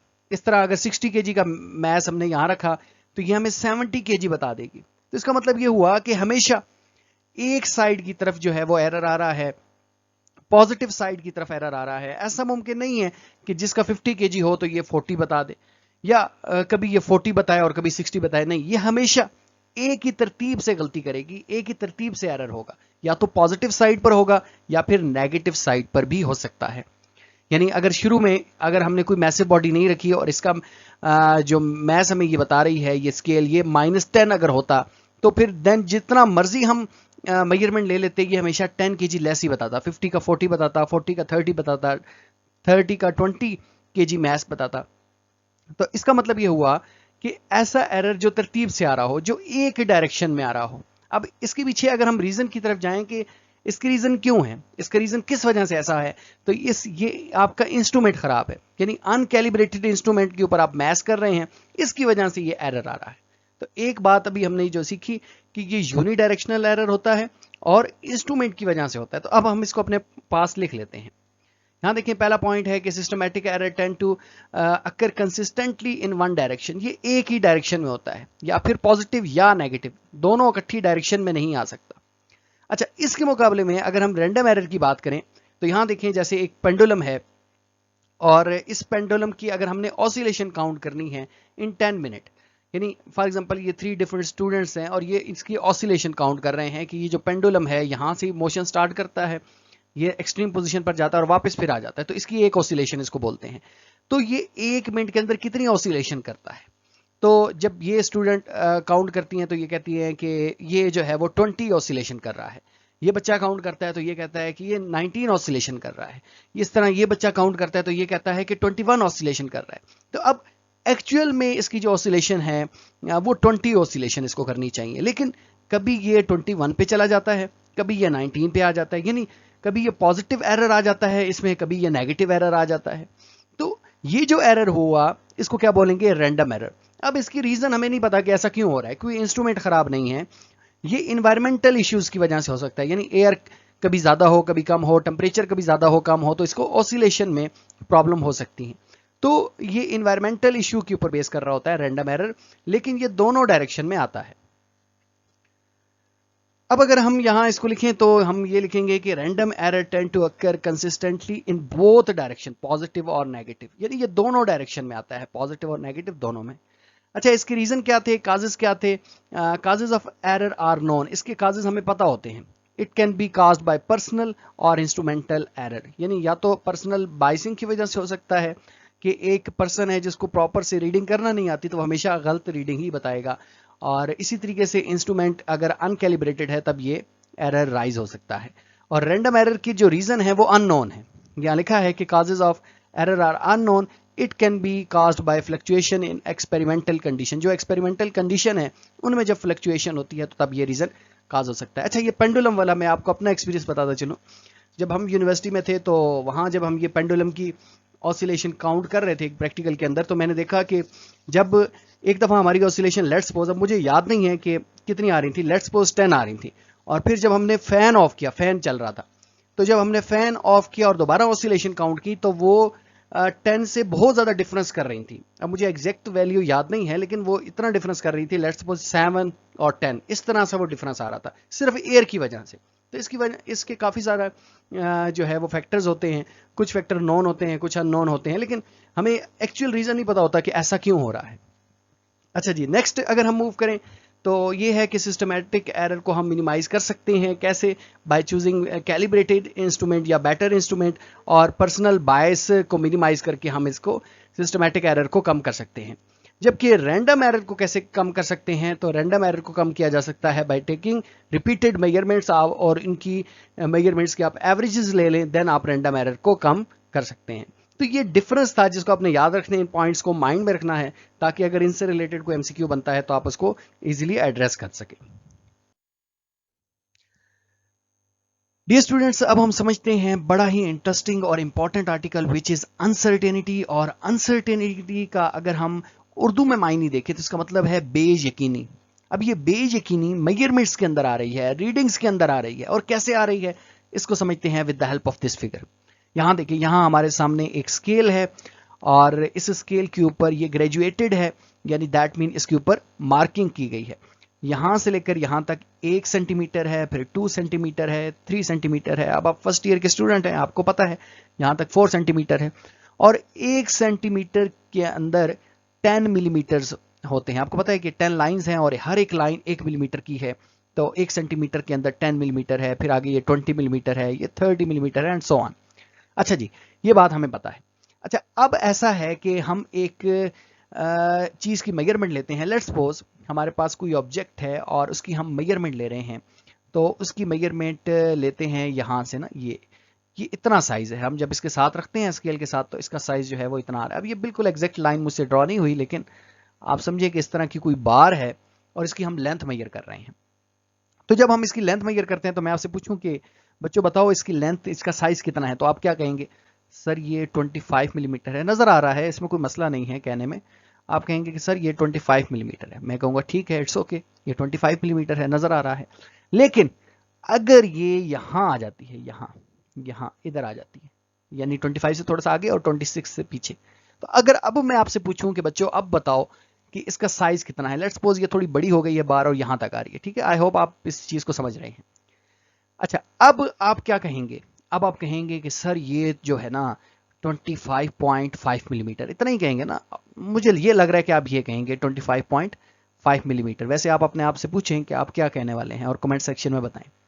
अच्छा जी, ये आप कहेंगे 25.5 मिलीमीटर, लेकिन मैं कहता हूं कि नहीं, ये तो आंसर हो ही नहीं सकता। अब इसकी लॉजिक क्या है कि ये आंसर क्यों नहीं हो सकता? ये आंसर इस वजह से नहीं हो सकता कि इसका जो लीस्ट काउंट है वो 1 मिलीमीटर का है। तो लीस्ट काउंट ने आपको रिस्ट्रिक्ट रखा हुआ है। वो कहता है लीस्ट काउंट कि आप या तो 25 बताओ, या फिर 26 बताओ, या 27 बताओ। ये दरमियान का नंबर आप नहीं बता सकते, क्योंकि इसका लीस्ट काउंट 1 mm का है। 1 mm बताएंगे, 1 mm बताएंगे, 2 mm बताएंगे, और इस तरह 21 mm बताएंगे, 22 mm बताएंगे, 23 mm बताएंगे, लेकिन पॉइंट्स में आप नहीं बता सकते, क्योंकि इसका लीस्ट काउंट इतना नहीं है। ठीक है, अगर ऐसे आप बताते हैं तो आप गलत कर रहे हैं, ये ऐसे नहीं बता सकते। तो फिर आप कहेंगे कि सर इस तरह करें, मुझे लग रहा है कि मिड से थोड़ा पीछे है, तो आप जो है ना इसकी रीडिंग जो है वो 25 मिलीमीटर रख लें। तो मैं कहूँगा कि बच्चों बात ये है कि मैं इसको 25 मिलीमीटर रख लूँ, लेकिन असल में तो ये 25 मिलीमीटर नहीं है ना। असल में ये जो है वो 25 से थोड़ी सी ज़्यादा है। हो सकता है कि 25.4 हो। अब हम बिल्कुल एक्यूरेट तो नहीं मेजर कर सकते, लेकिन हो सकता है कि 25.4 हो, लेकिन ये हम नहीं बता सकते लीस्ट काउंट की वजह से। तो आप कहेंगे कि सर ये 25 ही आप इसको रख लें। अच्छा, असल में आपको पता है कि 25 तब होगा कि जब ये इधर आ रहा होगा, यानी ये पॉइंट बिल्कुल एग्जैक्ट इधर आ रहा होता तो आप कहते 25 है, लेकिन अब यहां आ रहा है, फिर भी आप इसको क्या कहने पर मजबूर हैं? 25। इसी तरीके से अगर ये आपकी जो रीडिंग है, यानी जो पैमाइश है, वो यहां तक आ रही होती, यहां तक आ रही होती, यहां, तो आप फिर भी कहते आप 24 इसको नहीं कह सकते, क्योंकि ये ज्यादा क्लोज है 25 के। तो आप कहेंगे कि सर 24.9 या 5 या 6 तो मुझे अलाउ नहीं है, तो मैं इसको भी 25 कहूंगा। तो इस रीडिंग को भी आपने क्या कहना है कि सर इसको भी आप अपने पास लिख लें 25। ठीक हो गया, तो इसको भी हम 25 लिख देते हैं। अब मसला क्या आ रहा है? मसला ये आ रहा है कि यहां इससे 24.6 6 से अगर आगे है या 24.6 भी है, इधर से लेकर 25.4 तक की जो रीडिंग है, इसके दरमियान कोई भी वैल्यू आ जाए तो हम क्या कहने पर मजबूर हैं? हम 25 कहने पर मजबूर हैं। क्यों भाई 25 कहने पर क्यों मजबूर हैं? इस वजह से कि इसका लीस्ट काउंट हमें कहता है कि आप 25 कहें। अब एग्जैक्ट रीडिंग 24.6 भी हो सकती है, 24.7 भी हो सकती है, 24.8 भी हो सकती है, इस तरह 25.1 भी हो सकती है, 2 भी हो सकती है, 3 भी हो सकती है, 4 भी हो सकती है। तो इसका मतलब ये है कि ये हमें पता है 25 के आसपास है, इस वजह से हमने 25 लिख दिया। लेकिन साथ में फिर हम क्या करते हैं, साथ में इसमें यानी यहाँ 0.5 आगे है और 0.5 पीछे है, तो हम लिख देंगे प्लस माइनस 0.5। तो ये जो प्लस माइनस 0.5 लिख रहे हैं, ये हमारे पास क्या है? ये अनसर्टेनिटी है इसके अंदर। जी हाँ। अच्छा, तो ये जो हमने लिखा ना प्लस माइनस 0.5, ये क्या है इसके अंदर?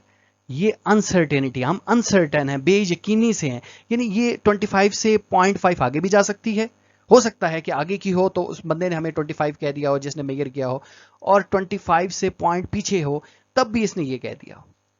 तो ये जो हमने साथ में लिखा 0.5, ये क्या है? ये अनसर्टेनिटी है रीडिंग के अंदर। आई होप आप इसको समझ गए हैं। अगर नहीं समझे तो इन बातों को दोबारा से समझिए, ये बड़ा अच्छा कॉन्सेप्ट है। तो यानी ये आसान लफ्जों में हम ये कह सकते हैं कि ये वो साइज है जिसके बारे में हम सर्टन नहीं हैं, जिसके बारे में हम यकीन से नहीं कह सकते। ठीक है। अच्छा, ये इंटरेस्टिंगली एक और बात मैं आपको बताऊं कि एक बात हम यकीन से कह सकते हैं कि हम कोई बात भी यकीन से नहीं कह सकते। The only certainty is uncertainty.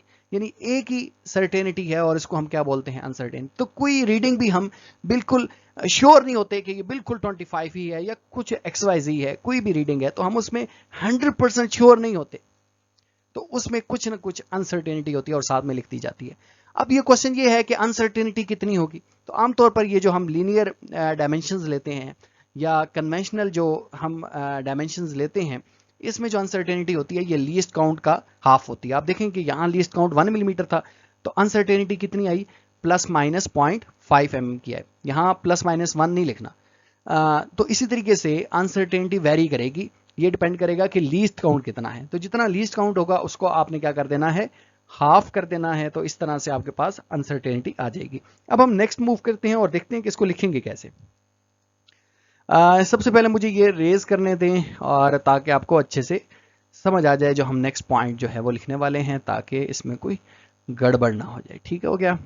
तो वैसे अगर आपके माइंड में कोई क्वेश्चन है तो आप कमेंट सेक्शन में लाजमी तौर पर करें। जितने ज़्यादा आप क्वेश्चन करेंगे तभी आप सीखते चल जाएंगे, और मेरी कोशिश होगी कि आपके क्वेश्चंस जो हैं वो उसको मैं एड्रेस करूं। और जिस बच्चे का अच्छा क्वेश्चन हुआ रिलेटेड टू दिस चैप्टर और अनसर्टेनिटी, मैं नेक्स्ट वीडियो में कोशिश करूंगा कि वो सारे बच्चों को भी बताऊं कि इस बच्चे का क्वेश्चन बहुत ज़बरदस्त है और उसका आंसर क्या है। ठीक हो गया? अच्छा जी, अब हम चलते हैं और इसकी डेफिनेशन की तरफ। तो डेफिनेशन क्या कहती है? डेफिनेशन ये कहती है कि uncertainty is the range of possible value. अब ये देखें ना, हमने अभी लिखा था, मैं यहां दोबारा लिख देता हूं कि हमने लिखा था 25 प्लस माइनस 0.5। तो ये जो प्लस माइनस 0.5 हमने लिखा था ना, ये वो रेंज है, प्लस माइनस 0.5 से लेकर प्लस 0.5 तक, ये वो रेंज है। ठीक हो गया? ये वो रेंज है। आई एम रियली सॉरी कि मैं माउस से लिखता हूं और ये इससे इतना अच्छा लिखा नहीं जाता। तो माइनस 0.5 से लेकर प्लस 0.5 तक की ये जो रेंज है ना, इस रेंज को हम क्या बोल रहे हैं? यानी वैल्यू इसके अंदर लाई कर सकती है, ये वो रेंज है जिसके अंदर ट्रू वैल्यू लाई करेगी। तो इस रेंज को बेसिकली हम नाम क्या देते हैं? अनसर्टेनिटी का नाम देते हैं। ठीक है? अच्छा, all measurement have a degree of uncertain. जितनी भी मेजरमेंट ले लें, हर मेजरमेंट के अंदर डिग्री ऑफ अनसर्टेनिटी होगी। यानी वो किस लेवल पर होगी, ये डिपेंड करेगा कि उसका लीस्ट काउंट क्या है। अब यहां लिखा है this is the cause by two factor, the limitation of measuring instrument. Measuring instrument की क्या लिमिटेशन है? दैट मीन उसका क्या लीस्ट काउंट है। इसका आसान लफ्जों में यही मतलब है। और दूसरा क्या है? स्किल ऑफ द एक्सपेरिमेंटर, जो एक्सपेरिमेंट कर रहा है उसका स्किल क्या है, इस चीज के ऊपर भी ये डिपेंड करेगा। लेकिन सबसे ज्यादा इस चीज पर डिपेंड करेगा कि लिमिटेशंस क्या हैं लीस्ट काउंट की। ठीक हो गया? सॉरी, इंस्ट्रूमेंट के लिमिटेशन क्या है या लीस्ट काउंट क्या है किसी इंस्ट्रूमेंट का। आई होप आप इसको अच्छे से गेट कर गए हैं। अब हम नेक्स्ट मूव करते हैं। नेक्स्ट देखिए, नेक्स्ट हमारे पास जो अनसर्टेनिटी है इसकी दो टाइप्स हैं, एक एब्सोल्यूट अनसर्टेनिटी है और एक हमारे पास परसेंटेज अनसर्टेनिटी है। सबसे पहले अगर हम एब्सोल्यूट अनसर्टेनिटी की तरफ जाएं तो इसको हम क्या कहते हैं, तो देखें कि absolute uncertainty tell us how much a measured value may differ from the true value, कि मेजर्ड वैल्यू ट्रू वैल्यू से कितना डिफर है, कितनी दूर है, तो इसको हम क्या बोलेंगे, एब्सोल्यूट अनसर्टेनिटी बोलेंगे। इसको इसी तरह से लिखा जाता है, मेजर्ड वैल्यू लिखी जाती है साथ में प्लस माइनस डाल के जो है वो जितना उसकी लीस्ट काउंट होगा उसको डिवाइड बाय 2 करेंगे तो साथ में हमारे पास ये अनसर्टेनिटी आ जाएगी। अच्छा, हो सकता है कि जो एक्चुअल लेंथ है, अब ये कहते हैं 15.2, तो हो सकता है कि एक्चुअल लेंथ जो है 15.3 भी हो सकती है और 15.1 भी हो सकती है, क्योंकि ये प्लस माइनस 0.1 हमें यही बता रहा है कि ये फ्लक्चुएट करेगी, इसमें इतनी टॉलरेंस होगी, इतना फ्लक्चुएट कर सकती है रीडिंग, यानी साइज जो है 15.3 भी हो सकता है और 15.1 भी हो सकता है। ठीक है। अच्छा, अब यहां देखें कि नेक्स्ट अगर हम मूव करें तो नेक्स्ट क्या है हमारे पास, नेक्स्ट हमारे पास ये है कि ये वो लिखा है कि एब्सोल्यूट मेजर्ड वैल्यू हमारे पास ये है 15.2 और इसके अंदर एब्सोल्यूट अनसर्टेनिटी 0.1 सेंटीमीटर है। अच्छा जी, अब हम परसेंटेज अनसर्टेनिटी की तरफ जाएं तो percentage uncertainty shows the uncertainty as a percentage. अब अनसर्टेनिटी को अगर हम परसेंटेज में शो करें तो ये परसेंटेज अनसर्टेनिटी होगी ऑफ द मेजर्ड वैल्यू, और इसका फार्मूला क्या होता है, इसका फार्मूला हमारे पास होता है absolute uncertainty over measured value. अब जैसे मल्टीप्लाई बाय 100, अब फॉर एग्जांपल कि हमारे पास ये एब्सोल्यूट वैल्यू ये है 15.2 और अनसर्टेनिटी इसके अंदर कितनी है, 0.1 की है, यानी ये मेजर्ड वैल्यू है और ये अनसर्टेनिटी है। तो आपने ऊपर अनसर्टेनिटी लिखनी है 0.5, नीचे लिखना है 15.2 और मल्टीप्लाई कर देना है 100 से, तो ये आपके पास तो भी आपने देखा कि 0.66% जो थी वो अनसर्टेनिटीज थी। अब हम देखते हैं कि रूल्स क्या हैं अनसर्टेनिटीज के। तो अनसर्टेनिटी का जो डिफरेंट रूल्स हैं कैलकुलेशन के अंदर, हम अनसर्टेनिटी को कैसे डील करेंगे इसको भी हम देखने जा रहे हैं। फॉर एग्जांपल, दो आपके पास वैल्यूज हैं, दो रीडिंग्स हैं, जिन दोनों रीडिंग्स में अनसर्टेनिटी एग्जिस्ट कर रही है, तो उन दोनों रीडिंग्स को आपने ऐड करना है। तो किस तरह से जब आप ऐड करेंगे तो अनसर्टेनिटी को क्या करेंगे, लेट्स सपोज ये हमारे पास एक लेंथ है 10 point, let me open point, एक लेंथ है हमारे पास 10.0 प्लस माइनस 0.2, इसके अंदर प्लस माइनस 0.2 की अनसर्टेनिटी है और इस लेंथ के अंदर 0.1 की अनसर्टेनिटी है। अब आपने इन दोनों के रिजल्ट को ऐड करके बताना है, तो ऐड 10 और 5 को तो ऐड करेंगे तो 15 हो गया, लेकिन अनसर्टेनिटी को क्या करेंगे, तो जो रूल है वो ये कहता है कि ऐड द एब्सोल्यूट अनसर्टेनिटी, इन दोनों एब्सोल्यूट अनसर्टेनिटी को आपने ऐड कर देना है इफ 2 और मोर मेजर्ड क्वांटिटीज आर एडेड, जब दो या दो से ज्यादा मेजर्ड क्वांटिटीज को ऐड करें या सब्ट्रैक्ट करें, दोनों बातें हैं। यानी इन दोनों को आप ऐड करें, 10 और 5 को ऐड करें 15 बनता है, या 10 और 5 को सब्ट्रैक्ट करें 5 बनता है। इन दोनों केसेस में आपने जो एब्सोल्यूट अनसर्टेनिटी है इसको आपने क्या करना है, ऐड ही करना है। तो फाइनल रिजल्ट हमारे पास क्या आएगा, फाइनल रिजल्ट हमारे पास आएगा जब हम इसको लिखेंगे तो यहां देखेंगे 0.1 और 0.2 कितना होगी, 0.3 हो गई। तो ये एक रूल है कि जब आप वैल्यूज को ऐड करते हैं या सब्ट्रैक्ट करते हैं तो एब्सोल्यूट अनसर्टेनिटी हमेशा ऐड ही होती है। नेक्स्ट हमारे पास रूल नंबर 2 है फॉर मल्टीप्लिकेशन और डिवीजन।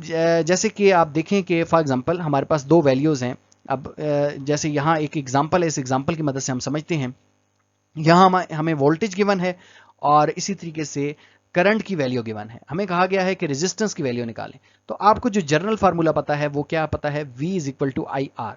अगर आपने R निकालना है तो V और I को आपने डिवाइड करना पड़ेगा, इन दोनों वैल्यूज को डिवाइड करना पड़ेगा। अब इन वैल्यूज को डिवाइड करना तो मसला नहीं है, लेकिन इनके साथ जो अनसर्टेनिटी आ रही है इसका क्या करें।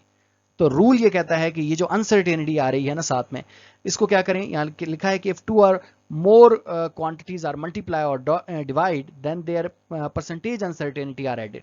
तो इनकी परसेंटेज अनसर्टेनिटी निकालनी है और इसको ऐड कर देना है to obtain the percentage uncertainty in the final result. अब किस तरह से करना है इसको करते हैं। देखें यहाँ हमारे पास ओम्स लॉ है कि आर अगर हमने निकालना है और वी और आई को हम क्या करेंगे, डिवाइड कर देंगे। तो वी की वैल्यू कितनी है, 7.3, और इसमें जो अनसर्टेनिटी है वो 0.1 वोल्ट की है। इस तरह करंट की वैल्यू 2.73 है और अनसर्टेनिटी 0.051 है। इन V और I की वैल्यू को तो सिंपल हम डिवाइड करके रेजिस्टेंस निकाल लेंगे, लेकिन क्वेश्चन ये है कि साथ अनसर्टेनिटी क्या लिखें। तो रूल क्या है कि हमने इसकी परसेंटेज अनसर्टेनिटी निकालनी है, जो अभी हम देख कर आए हैं।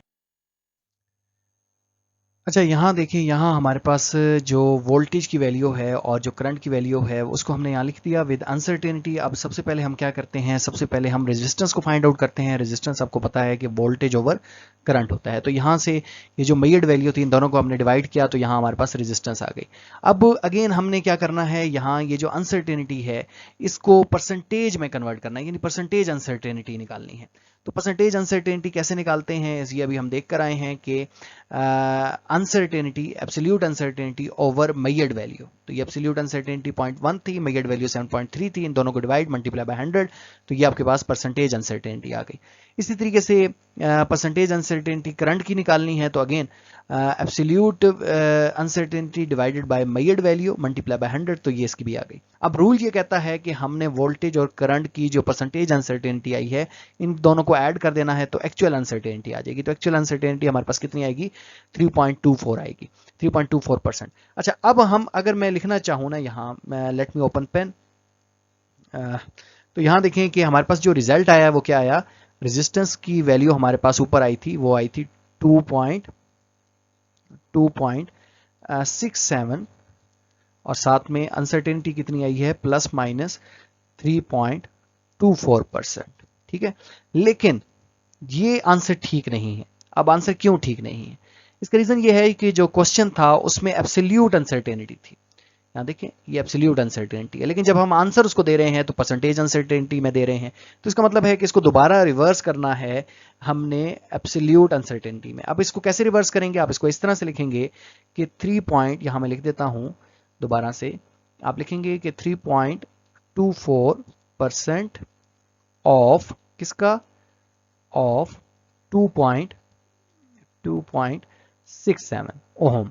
ये जो 2.67 ओहम है इसका 3.424% कितना बनता है, तो इसको हम इस तरह से सॉल्व करते हैं। यहाँ आप देख सकते हैं कि यहाँ हमने 3.24 लिखा, परसेंट को हटाने के लिए डिवाइड बाय 100 लिख दिया, और यहाँ हमने क्या किया कि ऑफ की जगह मल्टीप्लाई और 2.67 एज इट इज। तो इसमें आप इसको फर्दर करेंगे तो आपके पास ये रेजिस्टेंस की वैल्यू आ जाएगी। अब देखें, एक और चीज इंपॉर्टेंट देखें कि यहाँ जो हमारे पास अनसर्टेनिटी आई है, एब्सोल्यूट अनसर्टेनिटी आई है, इसमें कितने सिग्निफिकेंट डिजिट हैं। देखें, इसमें हमारे पास जो सिग्निफिकेंट डिजिट है वो 1 सिग्निफिकेंट डिजिट है। मैं एब्सोल्यूट अनसर्टेनिटी की बात कर रहा हूँ 0.1, इसमें एक सिग्निफिकेंट, और इसमें कितने सिग्निफिकेंट हैं, 2 सिग्निफिकेंट डिजिट हैं। तो आपका जो आंसर होना चाहिए, it must have least significant figure जो कि क्वेश्चन में बताए गए हैं। तो लीस्ट सिग्निफिकेंट 1 है, तो इसमें आंसर में एक ही सिग्निफिकेंट आना चाहिए, यानी 8 तक रीडिंग आनी चाहिए। 6 5 को हम हटा देंगे, लेकिन आपको पता है कि जब हम 8 लिखेंगे 6 5 को रिमूव करेंगे तो 6 5 से बड़ा है, तो इसको राउंड ऑफ कर देंगे, 8 को हम क्या कर देंगे, 9 कर देंगे। तो ये हमारे पास एक्चुअल आंसर आ गया 2.67 प्लस माइनस 0.09 ओहम आ गया। तो इस तरह आपने थोड़ा सिग्निफिकेंट डिजिट का भी ख्याल करते हुए रीडिंग्स देनी है। अच्छा, अब हम नेक्स्ट मूव करते हैं। नेक्स्ट हमारे पास है power of quantity. Power rule कैसा है और इसको भी हम समझते हैं with the help of example, तब हमें अच्छे से समझ आएगा। अब देखें, जैसे यहाँ है हमारे पास एक रेडियस है, सर्कुलर डिस्क, और ये आपकी एग्जांपल है 1.4, वहां से ली गई है। इसमें ये 2.24 plus minus 0.01 centimetre. Find the surface area of the disc and uncertainty and. अब रेडियस हमें पता है, हमें एरिया फाइंड करने को कहा गया है। अब देखें, यहाँ पावर आ गई है, तो जब पावर आएगी तो इस सूरत में रूल ये कहता है कि the percentage uncertainty in the result is obtained by the multiplying the percentage uncertainty of the quantity of the power। यानी आपने क्या करना है कि यहाँ ये जो percentage uncertainty आएगी उसको इस पावर से मल्टीप्लाई कर देना है। परसेंटेज अनसर्टेनिटी को क्या करना है, मल्टीप्लाई कर देना है पावर से। यहाँ देखें, हमने इसकी परसेंटेज अनसर्टेनिटी निकालनी है और उसको हमने मल्टीप्लाई कर देना है पावर से। अब हम यही करेंगे, आप इसको देखेंगे तो आपको ज्यादा समझ आ जाएगी। देखें, जैसे ये रेडियस था और यहाँ देखें, सबसे पहले हम एरिया निकालेंगे। ये हमने मेजर्ड वैल्यू पुट की तो एरिया निकाल दिया। अब अगेन हमने इसकी परसेंटेज अनसर्टेनिटी निकालनी है, तो कैसे निकालते हैं, हम यहाँ लिखते हैं absolute uncertainty divided by measured value multiply by 100, 0.44 आ गया। अब 0.44% को आपने क्या करना था, पावर से मल्टीप्लाई कर देना। तो इसमें पावर 2 थी तो 2 से मल्टीप्लाई कर देते। अगर क्यूब होता तो पाई आर क्यूब हो जाता है वो, तो क्यूब हमने 3 से मल्टीप्लाई करना पड़ जाता, लेकिन यहाँ 2 से मल्टीप्लाई करेंगे तो 0.88% आ जाएगा। अब आंसर तो ये होना चाहिए 15.9 प्लस माइनस 0.88%, लेकिन ये आंसर सही नहीं है। अगेन क्यों, क्योंकि क्वेश्चन में एब्सोल्यूट अनसर्टेनिटी है, दोबारा से फिर हम इसको परसेंटेज अनसर्टेनिटी, सॉरी ये परसेंटेज अनसर्टेनिटी है, इसको दोबारा एब्सोल्यूट में लेकर जाएंगे। तो हम इसको कैसे करेंगे, 0.88% ऑफ किसका 15.9, तो हमने क्या 0.88% डिवाइडेड बाय 100, 0.88 डिवाइडेड बाय 100 और ऑफ का मतलब है मल्टीप्लाई और आगे 15.9, तो ये हमारे पास एब्सोल्यूट अनसर्टेनिटी है। तो इसको हम साथ लिख देंगे इसके। तो किस तरह से साथ लिखेंगे, यहाँ आप देखें हमने यहाँ इसको कैलकुलेट किया और ये हमने आंसर में 0.14 लिख दिया, यानी यहां तक हमारा हो गया था, लेकिन ये परसेंटेज में अनसर्टेनिटी आई थी, इसको हमने अभी जैसे पीछे किया था दोबारा वापस इसको ले गए एब्सोल्यूट अनसर्टेनिटी में और साथ यहां हमने लिख दिया है।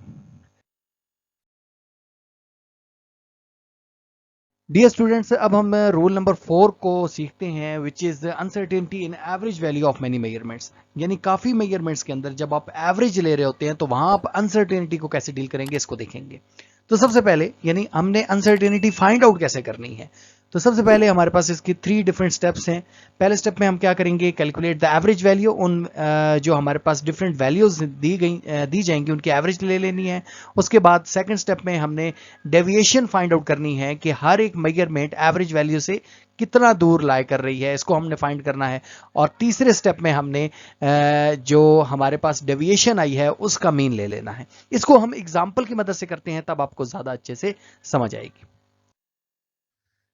यहां देखें, यहां हम एग्जाम्पल की मदद से फाइंड आउट करने जा रहे हैं अनसर्टेनिटी। अब देखें जैसे यहां हमारे पास 3 डिफरेंट वैल्यूज हैं और ये रेडियस की वैल्यूज हैं, इनके साथ प्लस माइनस जो है वो वैल्यू नहीं लिखी गई, यानी अनसर्टेनिटी नहीं लिखी गई। हमने सबसे पहले इसकी अनसर्टेनिटी को फाइंड आउट करना है।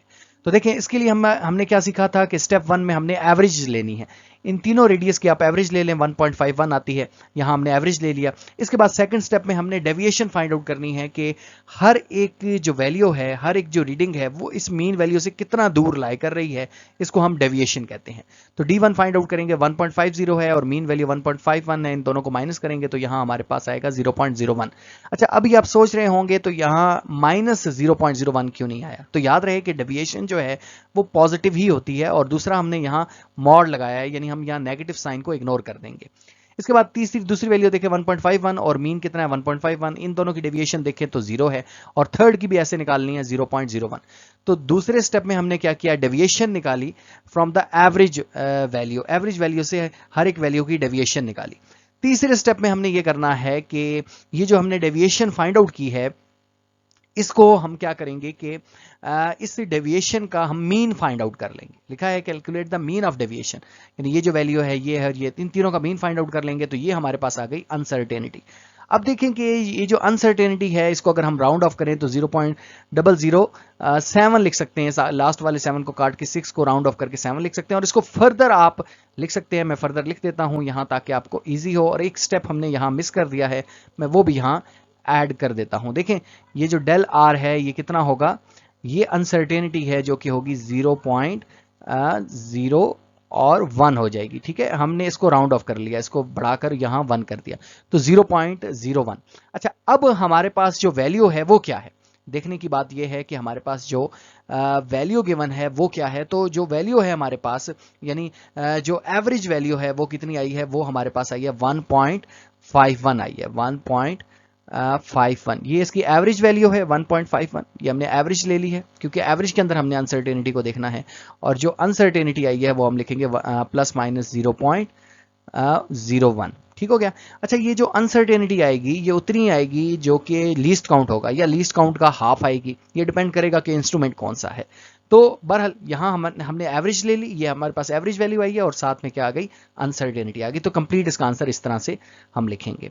नेक्स्ट मूव करते हैं, हमारे पास है जी रूल नंबर 5। और रूल नंबर 5 क्या है, रूल नंबर 5 हमारे पास ये है कि uncertainty in time period experiment, जो टाइम पीरियड एक्सपेरिमेंट होंगे उसके अंदर अनसर्टेनिटी को कैसे डील करेंगे। तो उसके लिए सिंपल ये है कि सबसे पहले हमने टाइम पीरियड फाइंड आउट करना है और फिर उसकी अनसर्टेनिटी फाइंड आउट करनी है। कैसे, इसको हम समझते हैं with the help of example, तो ज्यादा अच्छे से समझ आएगा। यहां देखिए, लेट्स सपोज हमारे पास time record for 20 vibration of a pendulum is, ये है स्मॉल टी, ये टाइम रिक्वायर्ड है 35.2 प्लस माइनस 0.1 सेकेंड, ये अनसर्टेनिटी है और ये हमारे पास टाइम है। तो सबसे पहले हमने टाइम पीरियड निकालना है, तो टाइम पीरियड कैसे निकालते हैं, कैपिटल टी से रिप्रेजेंट करते हैं small t over n. Small t हमारे पास ये 35.2 है और एन जो है वो नंबर ऑफ वाइब्रेशन है वो 20 है, इन दोनों को डिवाइड करेंगे तो ये हमारे पास टाइम पीरियड आ गया। यानी हमने टाइम पीरियड तो निकाल लिया, लेकिन अगेन हमने जो डील करना है वो डील करना है इस अनसर्टेनिटी के साथ। तो इस अनसर्टेनिटी के साथ कैसे डील करेंगे, इसके लिए ये है कि हम ये वाला फार्मूला यूज करेंगे कि del t is equal to del small t over n. तो जो हमारे पास ये स्मॉल टी है ये क्या है, ये हमारे पास 0.1 सेकंड है, ये वो अनसर्टेनिटी है जो कि टाइम के अंदर है। और नीचे n यानी n नंबर ऑफ वाइब्रेशन, हमेशा यही फार्मूला होगा कि नंबर ऑफ वाइब्रेशन को आपने स्मॉल टी यानी यहाँ जो आएगा इससे आपने डिवाइड कर देना है, तो ये अनसर्टेनिटी आ गई। तो ये अगेन अब टाइम पीरियड ये है और अनसर्टेनिटी ये, इन दोनों को मिलाकर लिखने हैं तो ये हमारे पास एक्चुअल रीडिंग जो है वो आ जाएगी। Dear students, this is all about unit 1 which is physical quantities and measurements. और इससे रिलेटेड अगर आपकी कोई भी क्यूरी है, क्वेश्चन है या किसी चीज की भी समझ नहीं आई तो आप कमेंट सेक्शन में कमेंट करें, मैं लाजमी इंशाल्लाह इसको एड्रेस करने की कोशिश करूंगा। और अगर समझ आई है तब भी बताएं कि कितनी समझ आई है, कितने % समझ आई है, और क्या हमें मजीद डीपली जाना चाहिए या फिर इसी तरह की स्पीड रखनी चाहिए, तो ये भी आप लोग लाजमी बताते चलें। इंशाल्लाह न्यू वीडियो में हम कवर करेंगे जो है इसका एक्सरसाइज के सारे क्वेश्चंस, और मैं कोशिश करूंगा कि जो आपकी बुक के अंदर कॉन्सेप्ट असेसमेंट है उसको भी हम कवर करें, और अगर एडिशनल क्वेश्चन प्रोवाइड करने पड़े तो वो भी करेंगे। और इंशाल्लाह इन द लास्ट फिर नेक्स्ट हम मूव करेंगे यूनिट 2 की तरफ। तब तक अपना बहुत ख्याल रखिएगा, तब तक के लिए अल्लाह हाफिज।